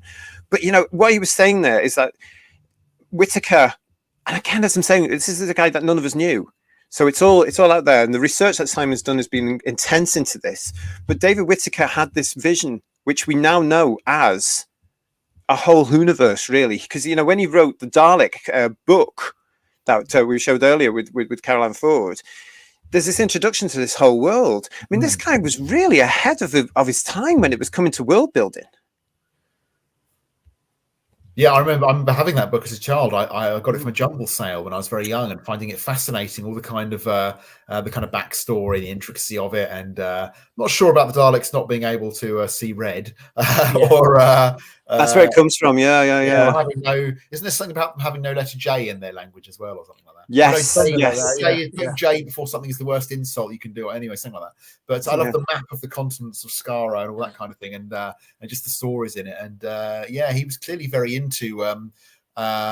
We think of only fans as being interested in creating the world of something, but it's something that Robert Holmes was clearly very interested in as well. Oh, totally. We sometimes get this impression with Classic Who more so than the new series that the people working on it were just kind of doing a job of work and professionals and not really kind of invested in the story of it in the way that we are. Whereas people like Whitaker and Holmes, when you read much about them or read things that they've written in terms of letters and to fans and things, it's clear that they were very invested in it.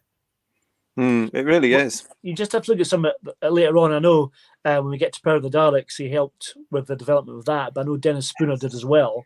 But it's interesting seeing him getting to that point in the season, helping with the development of the new Doctor and all that kind of stuff. Again, I'm not sure how much of that was more Dennis Spooner than David Whitaker, but the idea being at that stage, that critical stage of the series, even then, the transformation part of the series was incredible. Well, it's interesting, isn't it, that they do kind of go back to the start a little bit, because that's the one point later on when Newman became really involved again as well, isn't it? That's I mean, after it was all up and running, he kind of left them to it, but that 66, that is when the one point when Newman became involved again, and they sort of came up with that cosmic hobo idea. Yeah, I mean, it is amazing, isn't it? Because it makes sense to go back to your originators, and to nurse it through that particular aspect. But back in 63, I mean this, it's genius actually when you actually talk about it with each other, like what we're doing now, and you look back at what they do. It's 1963 and they're working on a television. They've got nothing. They've got a blank piece of paper. We can look at stuff today, anybody that comes into Doctor Who from this very day onwards into its future, whatever that may be, and hopefully it'll continue in one form or another when we're gone. But they can look back. They will all look back at 1963, and they will all look back at the designs, the production techniques, the stories, the monsters, the Daleks. I mean, this is why the show's called Diamond Legacy here tonight, because this is something that's going to live forever. And it's just incredible to think that each of them had a role to play. And there's somebody else we need to actually pay tribute to here as well. This guy. This is Bernard Lodge, who did something absolutely incredible.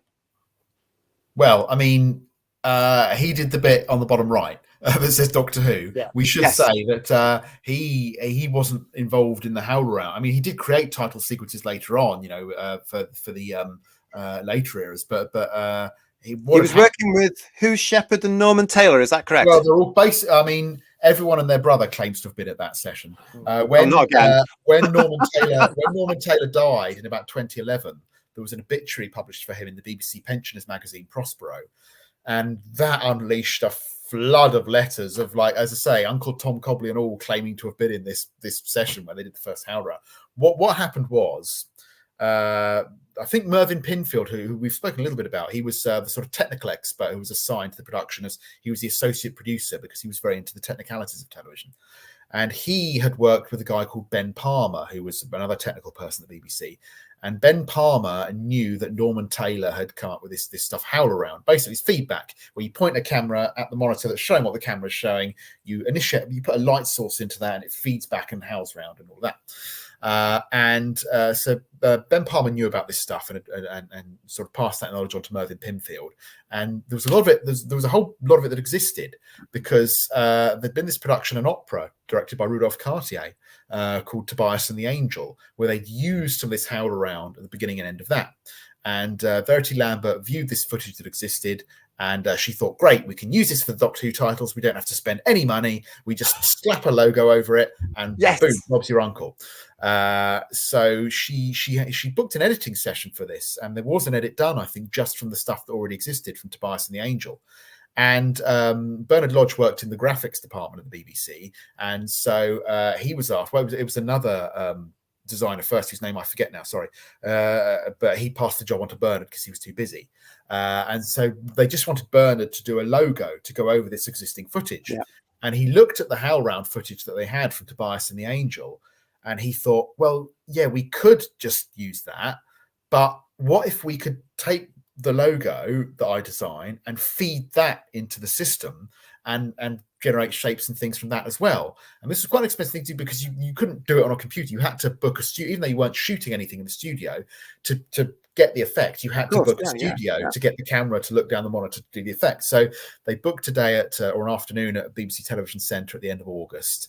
And Norman Taylor was the guy who'd kind of discovered the HowlRound process at the BBC. Yes. I'm sure other people elsewhere had experimented with pointing cameras down their own monitors before, but he kind of formally kind of looked into it at the BBC and had come up with the idea of it and things. And so so Bernard Lodge designed the logo, and working with Norman Taylor and others. I think Clive Doig claims to have been the vision mixer at that session, and I think Ben Palmer may or may not have been there. There's all kinds of people who may or may not have been there. Oh my goodness! There's a guy, again, whose name I forget, who did an interview with DWM in the early 90s, claiming that that he shone the torch that generated the light patterns. But then there's another guy who said no, it was Norman Taylor who generated the light patterns with a match. And someone said it was his torch. Yeah. There's all kinds of different claims for it. Oh my goodness! But so what they did in the end was they did a new session and they fed the logo in, and they did one specially for Doctor Who. But there is one bit, the bit at the start that comes up the screen. That is from the original Tobias. No, the one on the sort of top left there. That is the Tobias and the Angel footage. Really? That's why you might notice. Where there's a kind of mix, if you notice it, you get the split that comes up the screen at the start, and then there's a kind of a mix into the new footage that they shot for Doctor Who. Well, it's safe to say, isn't it, everybody, that this had never been seen on television or anything as eerie as this. I mean, I've got a family that remember this vividly. Maybe not the first episode, but remember it and being really shaken by it. And of course, what made it even more eerie was written by this guy. Yeah, Ron Grainer. The theme tune. Yeah. The theme tune by Ron Grainer. And we all know the story here is that, again, going back to what we were saying at the top of the show, Ron Grainer did this and then he went on holiday, didn't it?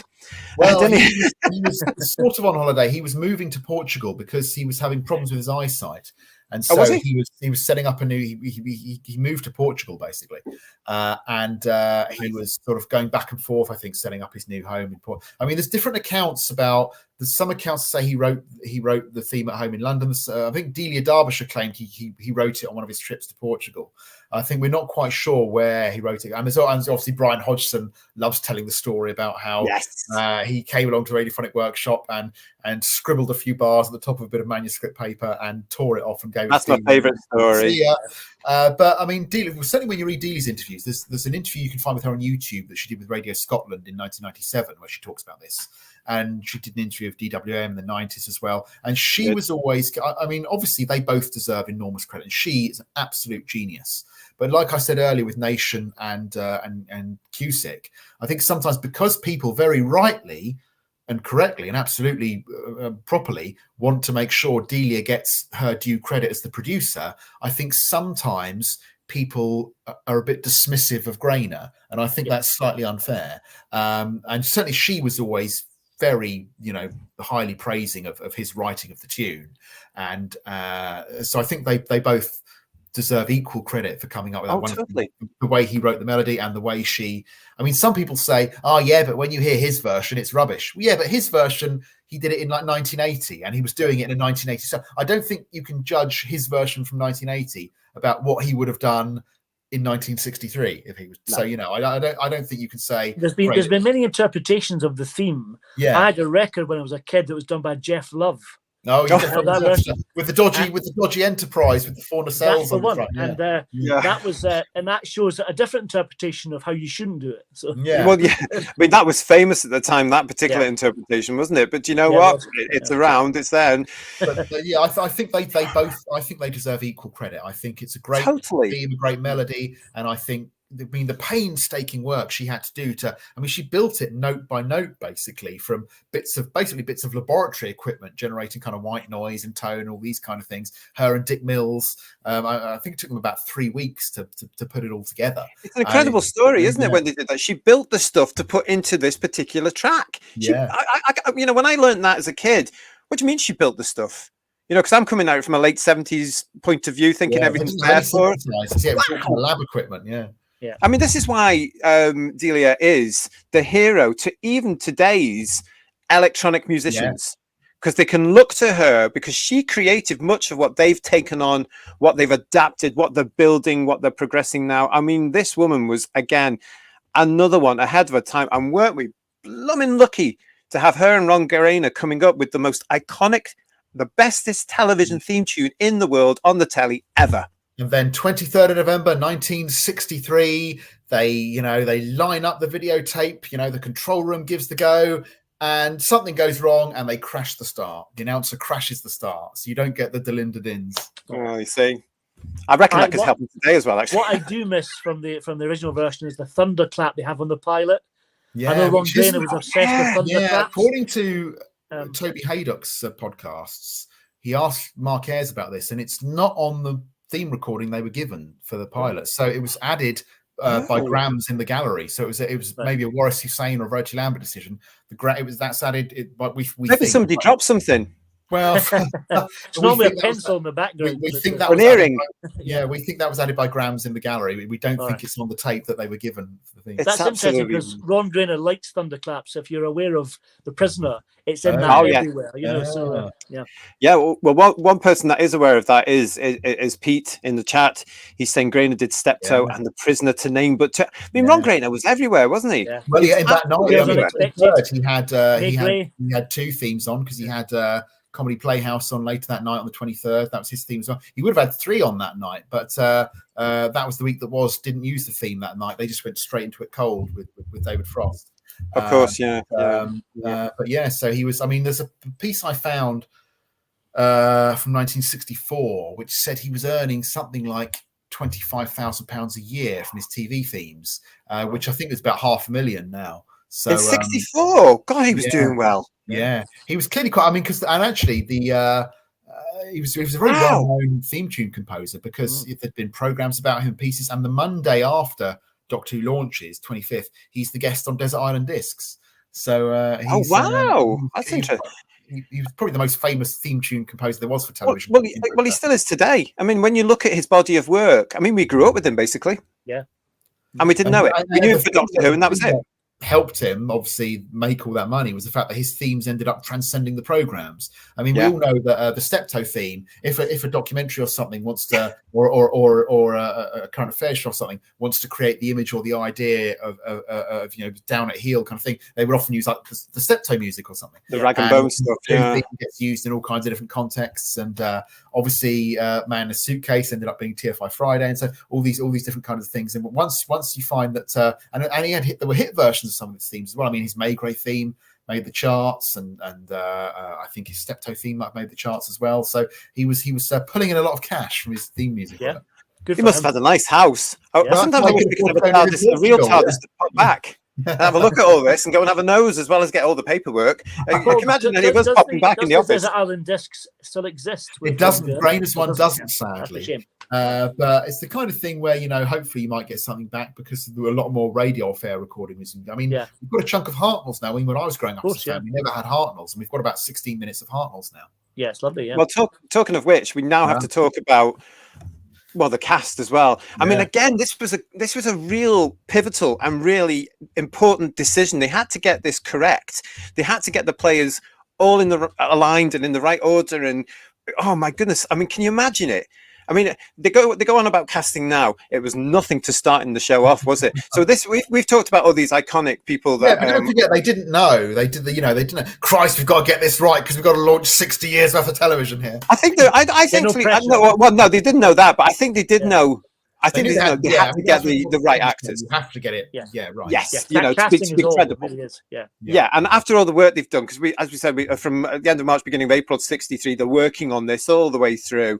So they knew they had to be right. And of course, they did lots, and they went through all the usual procedures, which are very familiar to casting people around the place right now. But we have to talk about Mr. Hartnell. The governor, absolutely do. I mean, you're right, Paul. This is the governor. The one that set the template. Yeah. Wow. I mean, funny how what a choice. We talked about the Desert Island Discs there, and I don't think until comparatively recently, when we got that bit of Desert Island Discs back, and when we got the interview from Points West at the pantomime, I don't think, certainly for me, I don't know what you guys think, I don't think I realised how much of a performance his Doctor is, and how much completely unlike the character Hartnell is, both in terms of his mannerisms, his speech, until we got those kind of the real life Hartnell back from those bits. I didn't realise just how much of a performance the first Doctor is. It is unusual, because when you look at some of his other work, sorry, Paul, when you look at some of his other work, I mean, Carry On Sergeant, the very first Carry On film, of course, he's in there.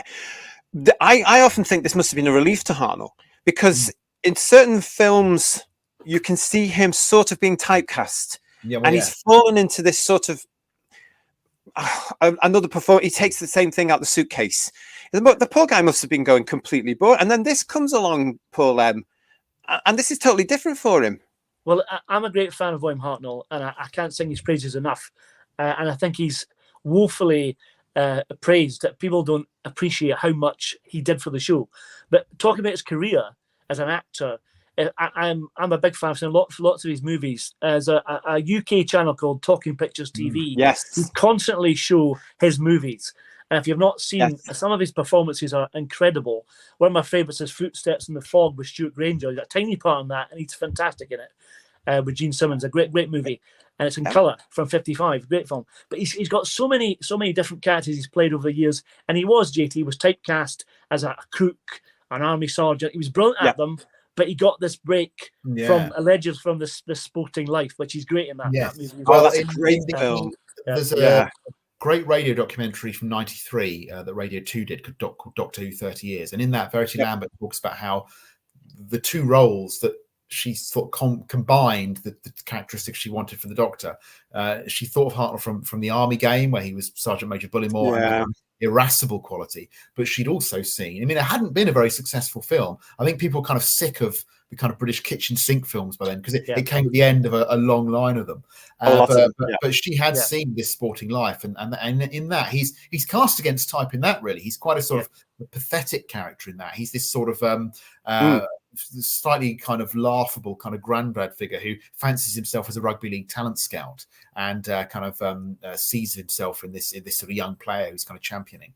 But she likes the kind of softer kind of, and what she describes as that kind of slightly pathetic quality he has in this Sporting Life, and mixed with the kind of irascibility of the Sergeant Majors he was always playing, like in the Army Game. And she specifically thought of those two roles, the Army Game and this Sporting Life, as the kind of combination that she thought would make him a good choice for the Doctor.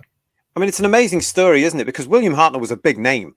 Right back then, I mean, everybody would have known him. That the entire industry would have known this guy because of his film career, and what have you. But he had a fan club as an actor in the late 40s, 50s. I think from what I read in his granddaughter's book about him, kind of run as a PR organization for him. But it was called the William Hartnell Fan Club. Well, that's the origin of fan clubs, isn't it?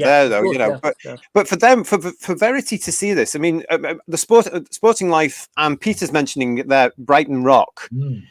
They're my two favourite films where Hartnell is in them. I also, as Daniel's pointed out, yes, I do love Carry On Sergeant, the first Carry On film, because I'm a big Carry On fan. I love them all. There's a film I saw recently called Murder in Reverse with Hartnell. It's on Talking Pictures TV. It's a great movie. I won't spoil it, but the title says it all. But it's amazing it crops up in these things, Paul, isn't it? When you're watching Talking, because I'm like you, I watch this, and every now and then William Hartnell will just pop up and you go, what?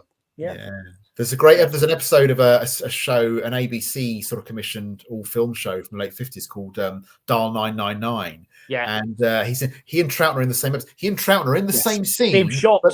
No, they're never in the same shot. That's the annoying thing. You see Troughton's character watching what Hartnell's character is doing, but they're never, even though they're in the same scene, they're never in the same shot. Although, of course, famously, do they not cross over at one point, just briefly? It's Will Any Gentleman, isn't it, where he has the scene with Pertwee, isn't it? Yes. I mean, it's amazing. I mean, this again, it shows what the British industry was like back then. They all knew each other. They had worked with each other a lot of the time, and Hartnell was a massive name. So I look at this, and having seen some of his roles in those films on Talking Pictures that Paul's mentioning there, or whatever, over the years, this was a very brave move of Verity, especially to go, I'm going to have William Hartnell in this role. Can I just highlight what Peter said? They talked about Odd Man Out. It's a film with James Mason. He's got a tiny part as a barman in it. James Mason. He's superb in it, Hartnell. He's got, I think he's in three scenes in the bar, and he helps a wounded James Mason get into a cab, and he goes off, and he's really fantastic. I've not seen that. Performance. Yeah. I'll look out for that one, guys. Thank you. I've not seen that. I mean, this is the brilliant thing about that channel, isn't it? You can be quite happy on a Saturday or Sunday afternoon, and you just roll with the classics, because a lot of them we're still discovering now, even at our ages, because they're on all the time. But when you get somebody from Doctor Who as a younger man or whatever cropping up, you're instantly even more involved with it, and especially when you see something of William Hartnell. Because, of course, this man started the show off in '63, and by the time we all get in the '70s and '80s, he's gone. I mean, the first time we come across him, of course, is in The Five Doctors. Yeah. In 1981. People often say about Hartnell, he's a great comedian, and he is. Yeah. You can see him loving his time with Doctor Who when he's playing the funny bits. Well, he loved, he loved doing in the 30s. He had a lot of comedy roles in the Quickies and theatre and things. And at the very beginning of the Second World War, he tried trying to be a stand-up as well, and he'd been an understudy for Bud Flanagan in the Crazy Gang, in one of their there's a name. And he's in a film with Mr. Pastry at one point. I saw Richard Hearn, yes. Who Barry Letts thought about, because Barry Letts liked the idea of going back to having an older Doctor in '74, which is why he went and spoke to Richard Hearn about it, but that didn't work out, and they got someone else instead. It's amazing how times change, isn't it? Really. Let's go back to an older Doctor. Oh no, you can't do that. It's amazing, but here he is, and obviously they meet with him. He comes into this, and he grabs it. He really does. And go back to Paul H. What you were saying there. I mean, we've got that lovely clip of him where he's actually obviously being in a bad mood, and he's being quite grumpy in himself there, and we know what's going on with him personally. And he says, "I'm a character actor, love. I've been show this for 50 years." You might agree with me on this, Paul. That interview, it's a very loaded interview. And the man who's asking the questions is really poking Hartnell with a stick. Yeah. I think he's trying to get a bad reaction. He's kind of been wound up by how uncooperative Hartnell's being. I don't think either of them come out of that interview. No, they're both. No, it's not nice, is it? Yeah, it's not. What is interesting about it is that I always love the fact there's a Dalek play suit in the corner. Yeah. I saw a wonderful picture of Hartnell just recently from that panto, and he's got a Harper Marx wig on, and he's doing this in the picture like he was as a doctor, and he's got a big ring on, like the Doctor's ring. So I think he played the cobbler part in the pantomime a bit like the Doctor, apparently. So, but that would have been for the kids, wouldn't it? Yeah. I mean, even today, pantos, they want the turn to do their kind of thing. I remember being furious a few years ago when a friend of mine was reviewing panto here in Norwich, and so I went with her. And they had the woman Sheila Ferguson from the 3 Degrees in it. Oh yes, she didn't sing "When Will I See Her? When Will I See You Again?" And I thought, if you're in a panto, sing your song. All right, you're here for a reason. And it was Cinderella, the perfect thing. She was playing the fairy, and perfect opportunity. You could easily put "When Will I See You Again" into that. But I speak to the press guy from the theatre after, and he said, she doesn't apparently want to associate herself with that. Well, why is she in the panto then? Anyway, sorry, that's by the by. But anyway, pantos, they want you to do your thing, basically. And he would have done that. He would have, and of course by that point he wasn't far removed from Doctor Who at that point here. But here we are at the beginning of it, and he sees a character, and to say what you were saying there, Paul, he really is building a particular character, and over the course of 3 years we get to see where he wants to take it and what he believes in this. I mean, it's just, but we're up. Go on. It really develops, I think.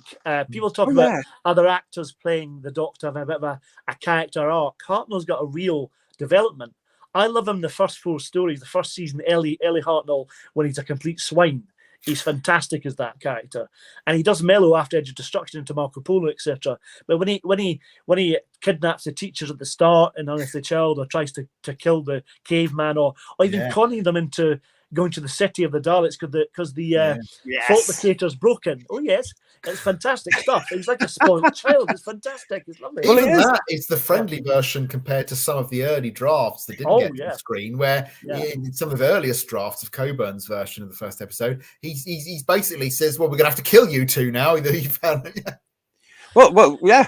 Well, even Edge of Destruction, he wants to throw him off the ship in the middle of nowhere in space or whatever, and things like that. I think in Coburn's earliest draft that we know of, he's got like memory erasing cigarettes and oh gosh, amazing! But I mean, it's brilliant. I mean, it's early days, and this is all up in the air, isn't it? And this whole thing that we see, you're right. I mean, he does develop the character. But the other thing about the cast, and thank goodness he had the cast around him that was selected for him, because I mean, this original cast, he bounces off them. You know, they're all in it together, and you can see his performance. I mean, this is a solid team. They're all you can really believe that Caroline Ford and William Hartnell are grandfather and granddaughter. There's a real dynamic there that works so well. You can tell they're very tactile. I remember seeing an interview with Caroline Ford, maybe in a Mythmakers years ago, and she talks about how tactile Hartnell was. They were always cuddling and cozying. You really felt they were granddad and granddaughter. It felt really close, don't you think? You can understand why she talks to him to this very day so fondly, but there's always that thing. She would occasionally also say at conventions as well, sometimes he took that relationship a bit too far and thought he was my grandfather, you know, and I had to say I'm 22, you know. You can't tell me not to drink or not to go out or that story's wonderfully represented in Adventure Space and Time about buying clothes all the time, and then he sends her flowers, and that's a lovely, lovely moment, you know. It is, but I mean, it comes through, doesn't it? I mean, we've got to talk about now also the very handsome, the very dapper William Russell, of course. Well, I think of the four of them, I think William Russell is the only one that we don't know of anyone else ever being seriously considered for the part. I mean, he's the only one who we know that obviously with the Doctor, they talked about Cyril Cusack and Leslie French and Alan Webb and Jeffrey Belden, and we know that they had auditions for Susan and Barbara. We know that with Barbara, they offered it to Penelope Lee and she turned them down. But with Ian, I think there's nothing has survived of anyone else ever being considered for or offered the part. Only William Russell. And he was a well-known face. Again, this is a film star. I mean, I love it when people discover. Yeah, well, I mean, I would say he was a television star and a supporting player in films. I don't think you could say. You've ruined my link there. Okay. You've ruined my link, Paul, because what I was going to say, he's in one of my favourite films, which is The Great Escape. Yes, he's got one of the I love that. And when I was a little boy and I saw The Great Escape and there's Mr. Russell, I was like, it's Ian. Because I recognised him from the Doctor Who book we had of the day. This is pre-Branagh making movies when you had Richard Briers and Pacino in the same scene. This you've got Angus Lenny, William Russell and Steve McQueen in the same film. That's bizarre. Or Angus Lenny as well, who Doctor Who fans will know. I mean, it was, but I couldn't get over this. There was Ian Chesterton in The Great Escape.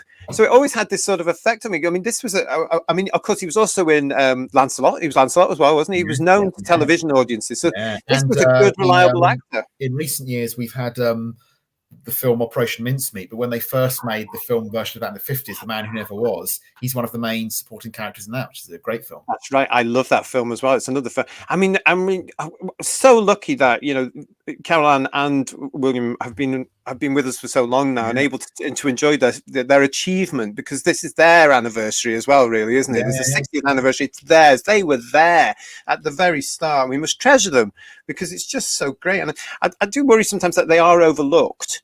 But, you know, that's what this show's about tonight. We're not overlooking them here because they are here. You know, with the colorization of the Daleks, to try and bring the young'uns in to watch not black and white TV, hopefully that'll give them more of a chance to see more of the original stuff. Sounds like a new serial, colorization of the Daleks.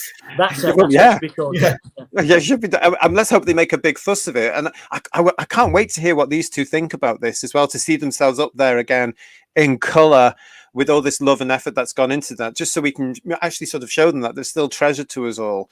I mean, it's great to have them, but again, we're getting these characters coming through. And one of the great things about this is that these four seem to hit the ground running. For you know, okay, they've had the pilot and now they're going on to this, the remount and everything like this, but they're so solid together. They're absolutely incredible. And of course, bringing up the clothes on the fourth, we've got this wonderful actress. I mean, what a beauty in both looks and performance. I mean, you think that jersey's pink, JT? I mean, but it's always interesting with Jacqueline that you saw. I mean, if they'd been, for whatever reason, doing a biopic of Verity Lambert in 1963, she could have played Verity, couldn't she? That's interesting. She could have done. She absolutely could have done.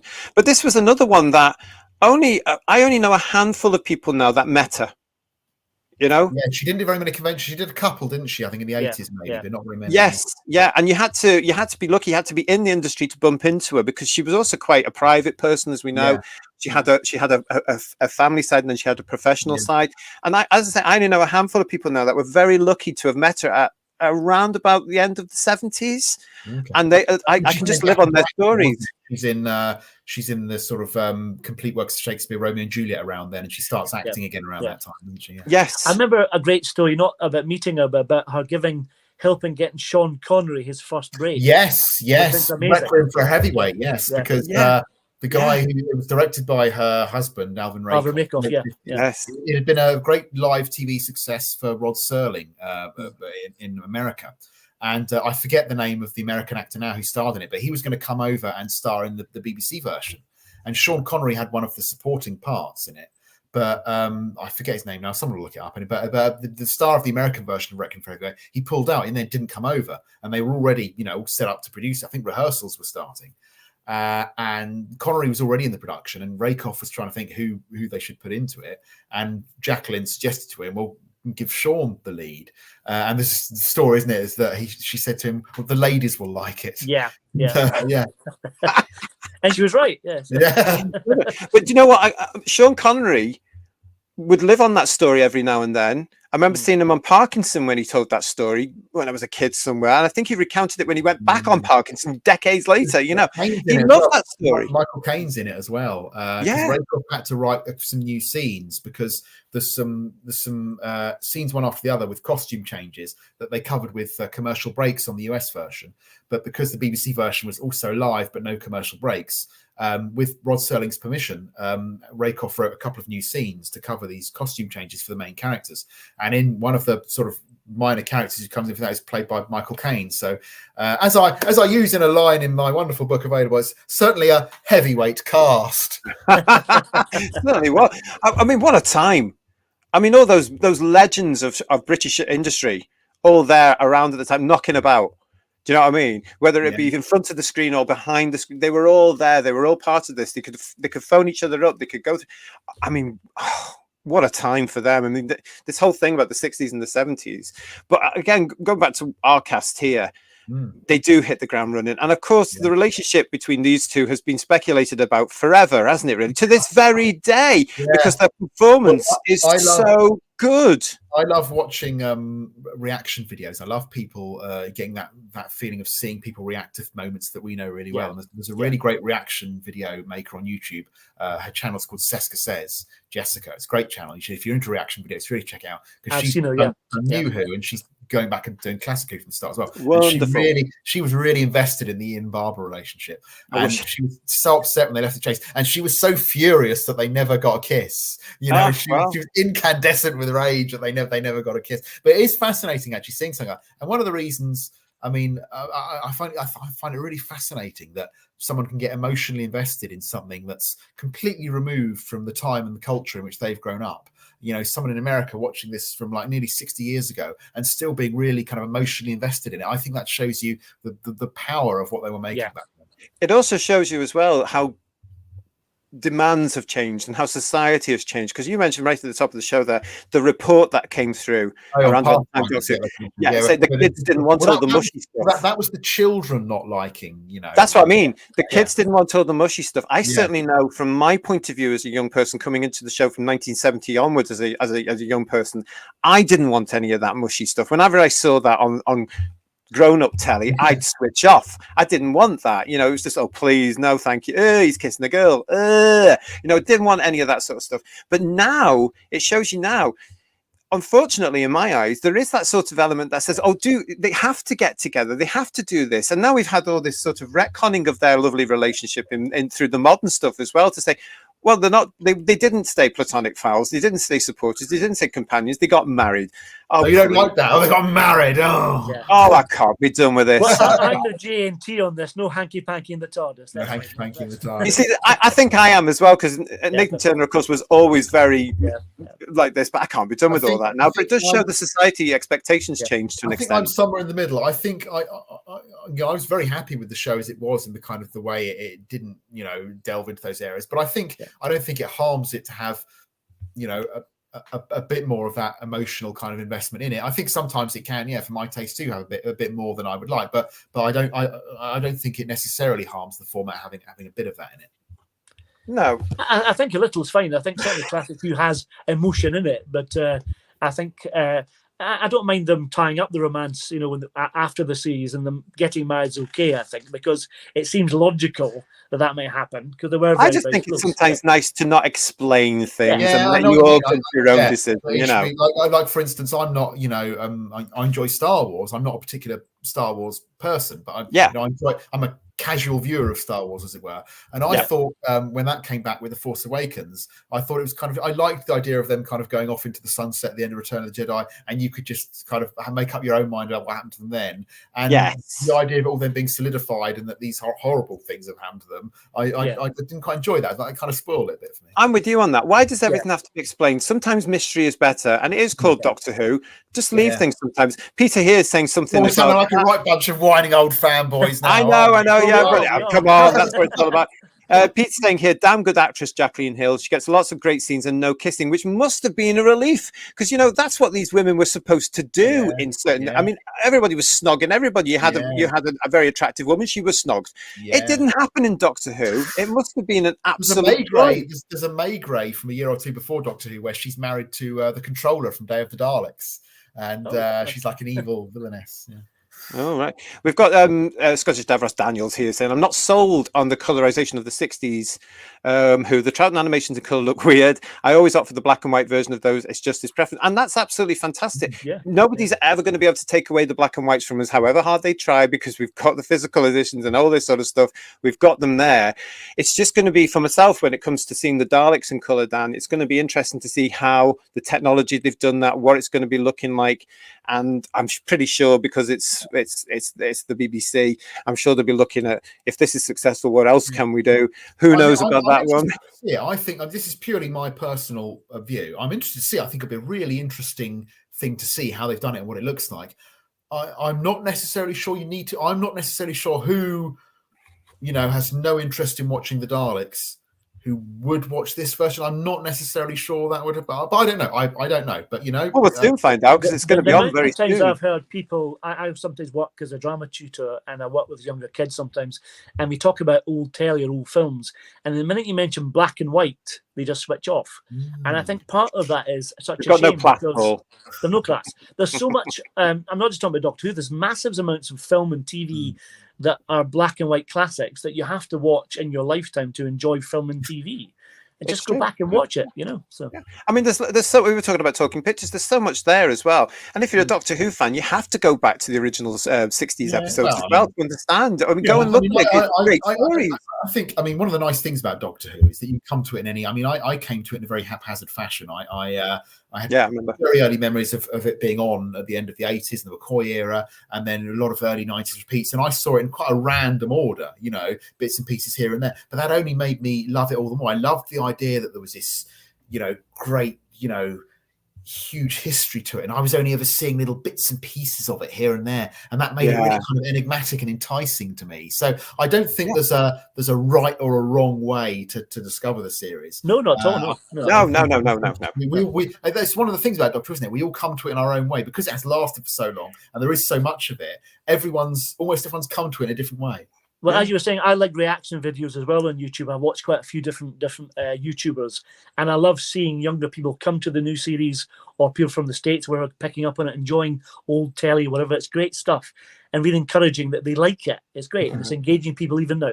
Well, even now in 2023, with the launch of the Whoniverse on the iPlayer, I mean, that's been, from what I can see, the initial reaction to that is hugely successful. Hugely successful with young people and people who are feeling young, all going back and watching these original episodes. And that's a magical way for them to find out about the original 7 Doctors, because they're all there. And it's going to be great to see the results of that in the next few months. When I was a kid, if you at the age of 9 or whatever, when I was just seeing the occasional repeat on BBC Two, if you told me that one day all of Doctor Who ever made would be easily accessible to me, that I would own all of it, it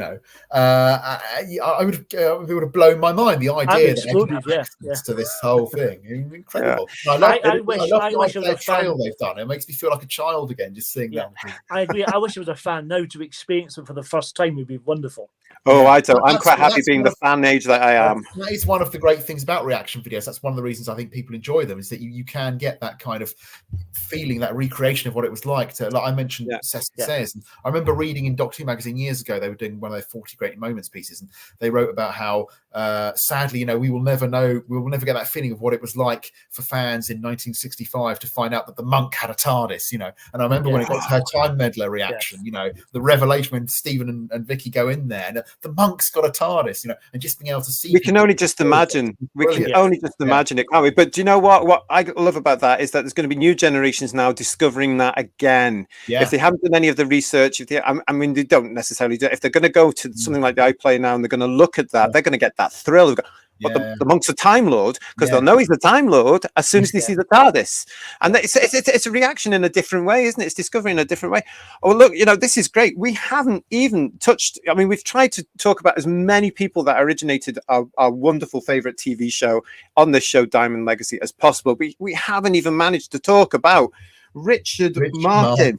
We haven't managed to talk about Christopher Barry. Richard Martin and his crazy ideas about the mind-altering powers of the TARDIS. That we really need to sort this out. I've been worrying about it. There's so many people. There's so many people responsible for this. They gave us An Unearthly Child, the Daleks, the Edge of Destruction, Marco Polo, the Keys of Maris, the Aztecs, the Senstrates, the Reign of Terror. That first year all stemmed from this particular point in 1963. And here we are 60 years later, trying our very best to name check them all, show them gratitude, and send our love to wherever in time and space they are. Oh, wow. I've had a great time. Gentlemen, thank you so much both for joining me for this very special Who's Views called Diamond Legacy. If you are out there and you want to know more, Paul down there, that one there, he has written a book. It's called Pull to Open. Now from 10 Acre Films. Yes, it's available now from 10 Acre Films, and so is Simon Guerrier's book, which is from 10 Acre Films as well, and so is Richard Martin's film, whose graphic isn't loading for me, so sorry to Richard, but you can go and see the shows I've recorded with all three of them. Go on there. All three of them are on the Merchandise Paradise playlist. The old edition of Richard's book, but I'll hold it up. They are up. great. Hang on a minute. They have great interviews with all of them. So go and have a look at the Merchandise Paradise playlist. Go and see the three films. Show that again. That's the old edition. That's the milk edition, but you get the idea. That's Richard's book. Yes, it is. I haven't got the 10 edition. I've got the milk one. For some reason, his graphic isn't loading, so I'm sorry about that. But go and look at his show. It is on the, as I say, with the other two on the Merchandise Paradise playlist. They are great chats with all three of them, and it's a great way to celebrate the 60th anniversary year of our favorite show. Wow. I hope you've enjoyed tonight's show. Let's have a look and see if anybody's saying anything in the chat with us here at the moment. Yeah, Pete's saying, and I know this, I'm going to be skint for this anniversary. And you're absolutely right. And Timescales is saying, I have both of these books coming from 10 Acres, should be here any day now as well. So it's wonderful. It's absolutely fantastic. It is the 60th anniversary. Oh man, what a show. Thank you so much for tuning in for us. And just one last set of pictures. I'm going to show them again. We're going to have to raise a glass, I think, to the teams that brought this wonderful show to us. We've mentioned some of them tonight. It's been amazing. What a show. I hope you've enjoyed it. I hope you've loved this. Don't forget, please, to like and subscribe. We've got lots more content coming up in November. Please join us. Lots and lots, including our review of An Unearthly Child. We are going to be looking at that over the November period. So stay with us. Please subscribe to the channel. You'll see when it's going to drop if you ring that bell. Ooh, it's all coming up. To Paul and Paul, thank you so much. Thank you for being here. And until we see you next time on the channel, thanks for staying with us. And we'll see you soon. Good night. Bye-bye. Bye-bye.